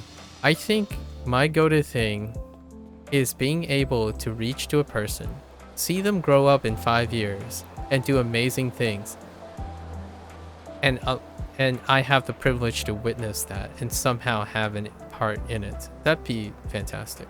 I think I'm already past the mental age where I have any motivation for self like promotion of any sort these days. I think being part of a bigger thing is probably still on the table. I prefer to be part of a bigger thing as opposed to being the thing. And that's usually very characteristic of a person who's reached a very specific older stage in their life. That's the same shift I had when when your son was born, Jackie. Yeah, Jackal. Yeah, Silver. That's pretty much what I'm looking for. It's closure in posterity. Like, it's legacy building. Legacy building is the stage in life that I'm largely here for now, honestly. It doesn't bring much pleasure anymore. Like, yeah, you're comfortable in life, like, you've got these skills, and I'm still doing these skills, you know, I'm still practicing different ways to make myself, improve myself and stuff, but nothing, in my opinion, very few things come close to seeing someone that you can witness and aid, maybe shove, pick up, make, tell them they're doing great, or telling them they're doing awful and kicking them in the butt, and then they're just like getting it up, that, you know, get going and stuff. That's, I don't think there's anything closer to that anymore. I almost feel, okay, this can be a double edge for some people. I almost feel a twinge of guilt if I place myself before someone that trusts me, right? So if someone was like having trouble getting a job, and then say like in the middle of this job they would rather hire me than this person, that is probably one of the most awful feelings I can think of, because I have no requirements for these things anymore. At least in my opinion, it's very diminished return. Like, it's one of those things, if I were to get $100, that means less to me than someone else who's just starting getting $100, right? So my life has been filled with lots of privileges and luck that now some of these smaller things and these little things here and there, they don't stack up to what you can potentially do to someone who, for or help someone who is just starting, right? The relatives are really, really big. I've experienced a lot of different things in my life already. It's so, it's still, there's still room for a lot of different experiences, and I'm still seeking them. However, when it comes to someone who comes by and say things like, oh, I've tasted the best thing I've ever tasted in my life, do you know what it is? Then all I can really think about when that person said that so comfortably is that that is a person who didn't experience as many things as I have. And what I would love to do is to encourage them to continue looking for more best things to eat, to make, to learn, right? Because there'll come a time when you're gonna be like, I just take whatever life has to offer because I've already gotten so much. It's so awesome to be playing video games on Twitch. It's pretty awesome to say that if you wanted to learn advanced genetics and I've forgotten all my advanced genetics, let's do it together. I have the skills, I have the life experience to do it. So like, if I ever have a child of my own, like if my child said like, hey, how do you start gymnastics? It's like, well, I don't know.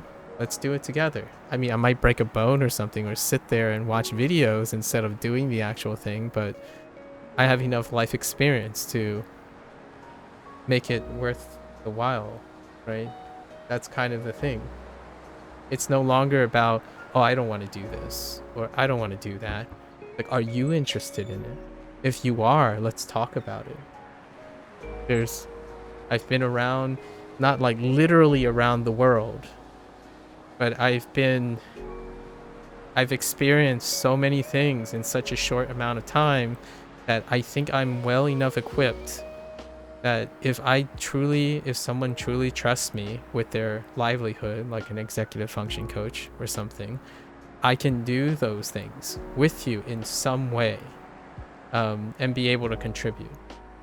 And I think that's the most comforting thing, and it's the most rewarding thing, in my opinion. It really is not so rewarding when I'm like, yo, see what I can do? I can learn 3,000 kanji in like 6 months. It's like, oh yeah, aren't I impressive? Like that stuff. I mean, I'm not at that stage in life. So for those who really get a kick out of that, keep on doing it. I will be there cheering you, right? I will be there cheering you on because that's a different stage in life. And you need adoration. Like those people are looking for adoration, affirmation. So I can be one of those people who provide that as opposed to being one of those people. Right.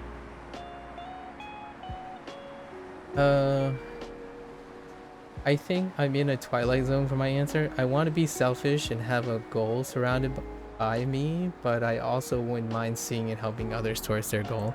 Then that means you're young and you're also old in spirit. So if I had to, this is not professional advice, right? This is just candid things.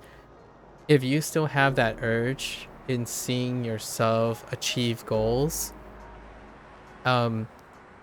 generally do that in general, because your success and your ability to acquire more experience and accessibility will eventually translate and help towards your ability to help others.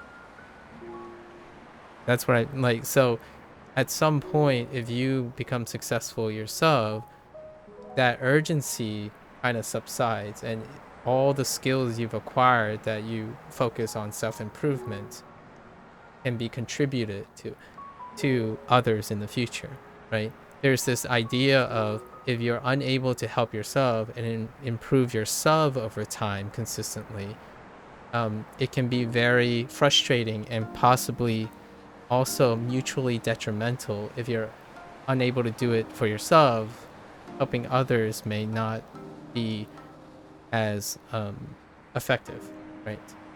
So oftentimes people say focus on yourself, right? Work on that, and I think you will naturally have abilities and things to offer for other people, provided that you aren't the ones, you know, you don't fit in the latter category where you have an insatiable appetite for your own aspirations and ambitions. Of course, we have those type of people too. They're all at the top. So, you know, wherever the threshold is, right? Some people never achieve that feeling of self-satisfaction where they can start participating in philanthropy and stuff. But then you have those that do, right? What do very successful people eventually do? Well, they participate in philanthropy, at least minimally in philanthropy. I'm not a philanthropist in any state of the matter. I don't think I have enough necessity to acquire and amass things like lots of wealth in order to be able to really make financial difference in things. I admire and love specific influencers who are able to do that, though. They have reached a stage where they are no longer concerned necessarily for themselves, for their own appeal, but to build legacy on them. And I follow these influencers all the time, like, or I watch them, listen to them, because they're always talking about something else. They're always talking about someone else, something else outside themselves. It's very, very clear when someone has reached that stage in their life. They're not that much older than me. They're like, okay, they're close to 10 years older than me. So I would love to maybe one day be like them in another 10 years, perhaps. I'm just gonna throw their names out, right? I don't think they need any introduction. Like John Green and Hank Green, like, there's no contest in my opinion. I feel you. I got baby yoga on the rotation, right? Like, oh, that's cute. What does baby yoga? What's Can you give me a context for baby yoga, Silver? Like, are you doing the baby yoga, or is your kid, like, is it baby yoga as in kid for kids, or is it baby yoga because you're expecting another character, like another character in your family? So, charming lady tells a kid story, and the kid follows along with the poses. Oh, that's really cute. Oh, that is really cute.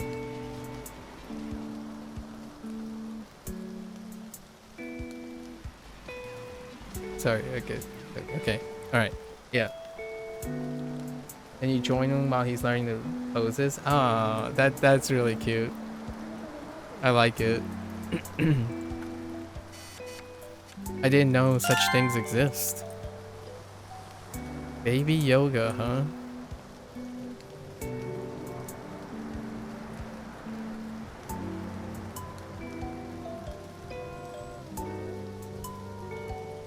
So, I watched this YouTube clip yesterday about something viral, something that someone reacting to something that viral.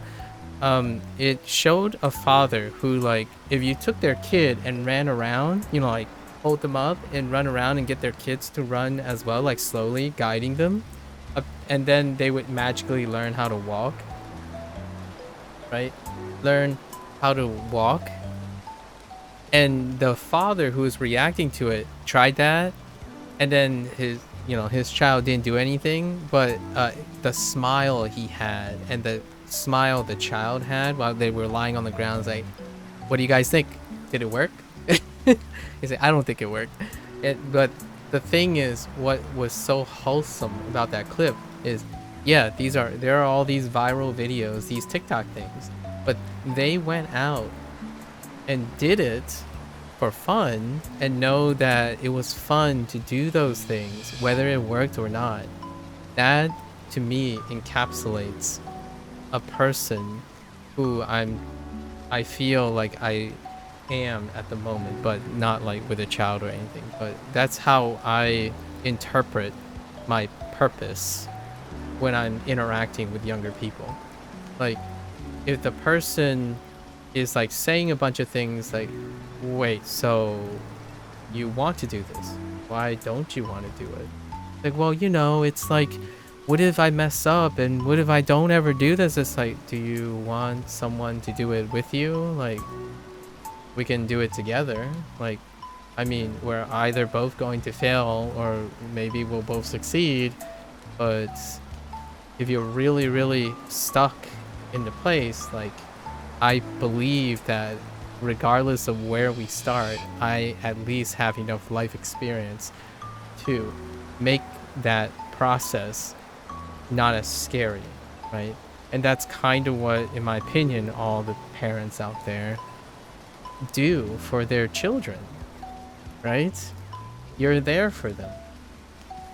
Even if you're not able to flex. Yeah, kids are devilishly flexible, So even if you're like pulling a groin, you're pulling your groin trying to do baby yoga, you're there for them, right? You're supportive. So that's kind of how I felt about that daddy thing. The dad with the kid. They're like, does it really work? So they just show the clip them doing it, and then he like try to get help the kid stand, and then all his kid did was like plop on the floor, and then they're just like smiling and having fun. It's like, what do you think, chat? What do you think, YouTube? Did it work? Like, I don't think it worked. And then he had this smile, his child has this smile, and they just did things. Like, you can be quote unquote influenced by things, give ideas to do things, but you don't bank on it, right? The father clearly was skeptical, but at the same time they did it just to see, and now you have a story to talk about. Meanwhile, you have these hyper aggressive attempts to like, oh, don't do this, don't do that kind of thing, but not in a reasonable manner. It's more in a fear-mongering manner, right? It's like, oh yeah, if you start this now, you'll never do that later. And oftentimes my first inclination is, well, that's fine. I didn't plan on doing that in the first place. Like, I'll work around it. Like, what if you never become fluent in Japanese? It's like, well, then I'll use whatever current Japanese I have to enjoy the rest of my life with whatever current Japanese I have. Do you want...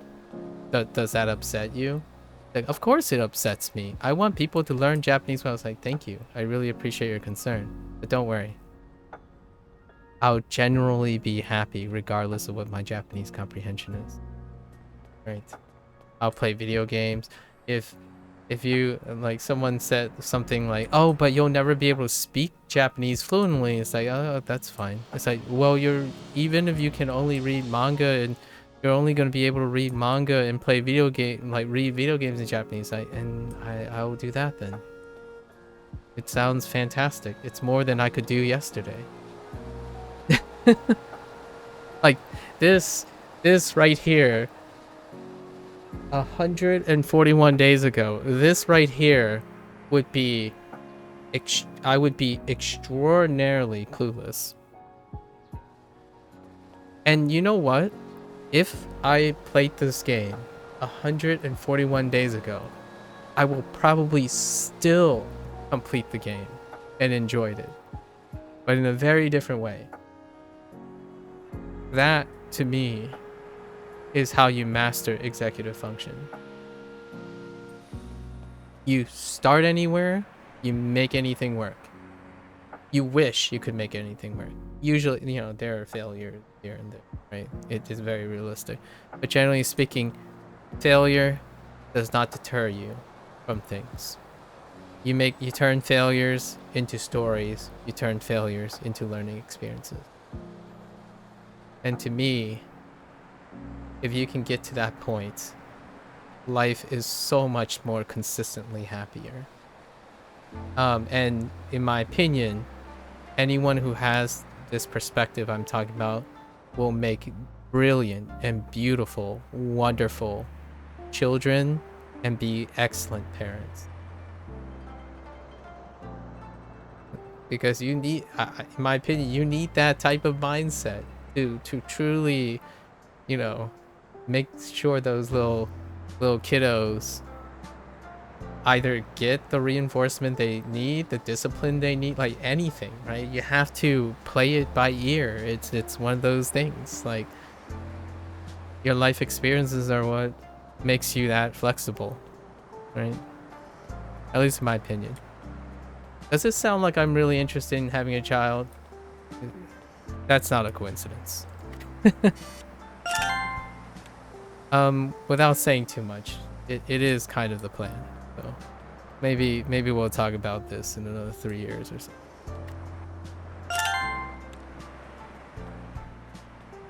But I certainly am building up all my life skills to meet that. Not that I'll be prepared for it.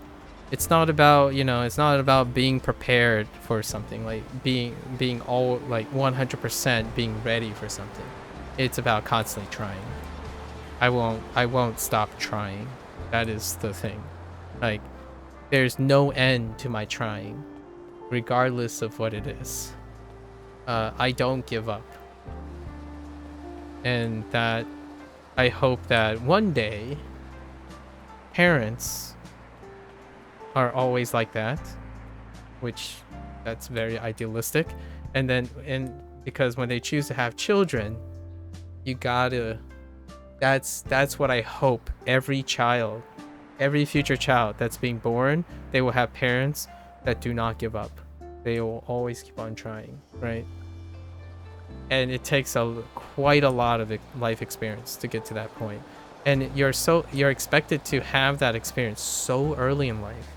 Like, what I mean is, like for my parents' generation. But nowadays, with, again, privilege, lots of privilege and resources, lots of others find parenthood later in life to be a lot more consistent and reasonable, right? Have a ton of life experiences just gives you a lot of tools to, yeah, competently react to whatever the child is going through. Yep, exactly. Now, you can live a long time and have very few life experiences. And that's where I worry about the younger people I encounter regularly.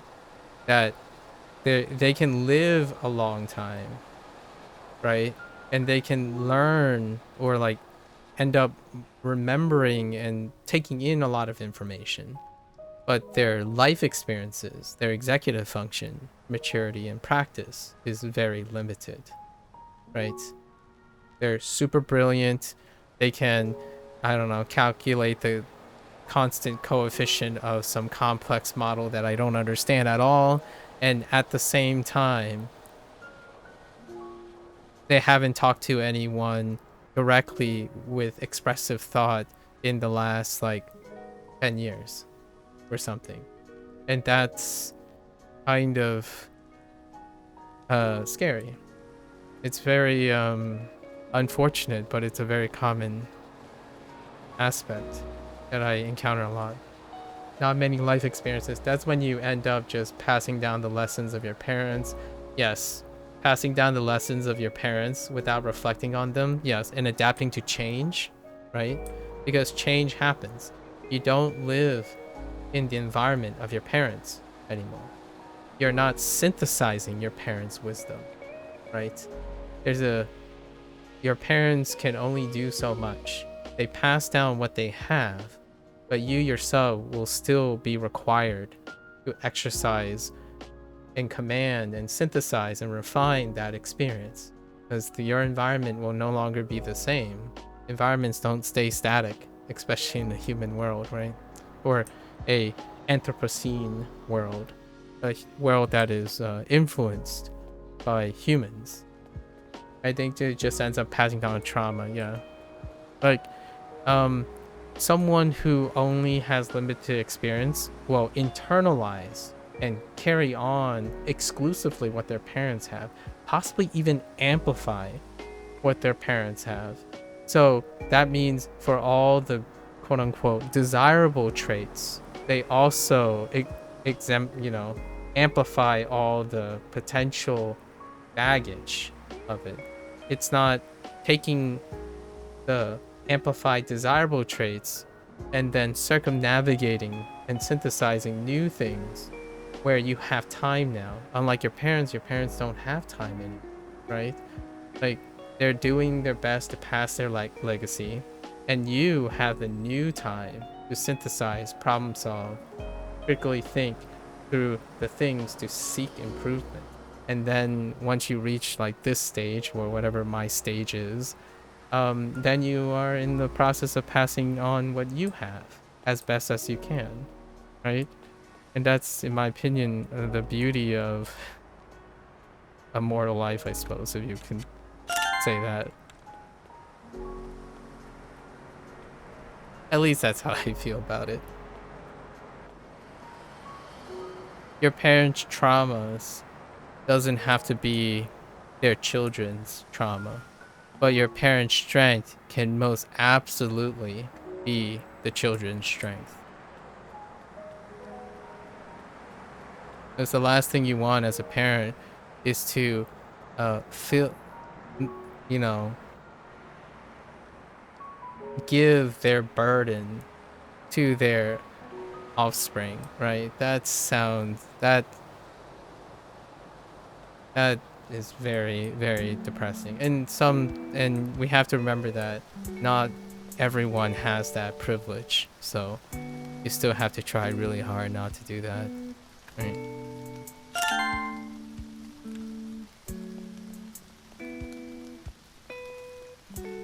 There's trauma. Like, I deal with certain reservations. Yesterday, someone asked me about smoking, right? I talked about social eating and social things like I participated in, and then smoking was brought up. I was like, yeah, that is definitely interesting. That is something my father has imparted me with a very real experience. And what I mean by that is not the act of smoking, but how smoking affected his life. So you still have to know how to circumnavigate and learn how to use all this information that you get and these life experiences. Yeah. Wow, that went a little bit off the rails, didn't it? It all starts with excuses. No excuses, right? No excuses. By no excuses, I mean no excuses.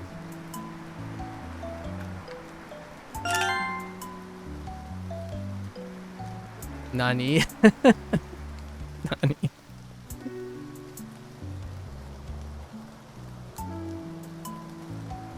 Alright. We're gonna...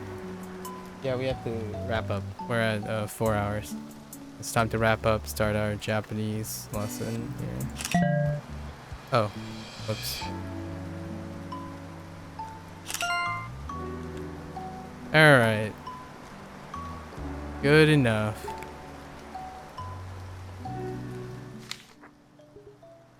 It's not too bad. How many pages of mastered words do we have? Off. Okay. 29? How many pages are there? Let's just go by how many pages. 36, basically. We have 29. There are only 6 more pages in the focus group. 6 more pages in the focus group. And we're gonna try to wean off Furigana sooner or later. And then we're gonna try to transcribe it onto a piece of paper somehow.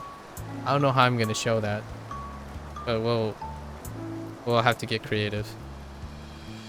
Alright. That was a pretty good closing remark. Closing story for the session. Look at that. 150. Oh, it's already listed here. 115. Yeah. So what? 30 more vocab? Alright, well, that's the conclusion of day 5 of Shashingo. It was nice. It was casual. We were vibing, right? I was a little complacent. I should try harder a little bit. Alright, until next time, right? Until next time. Good vibes.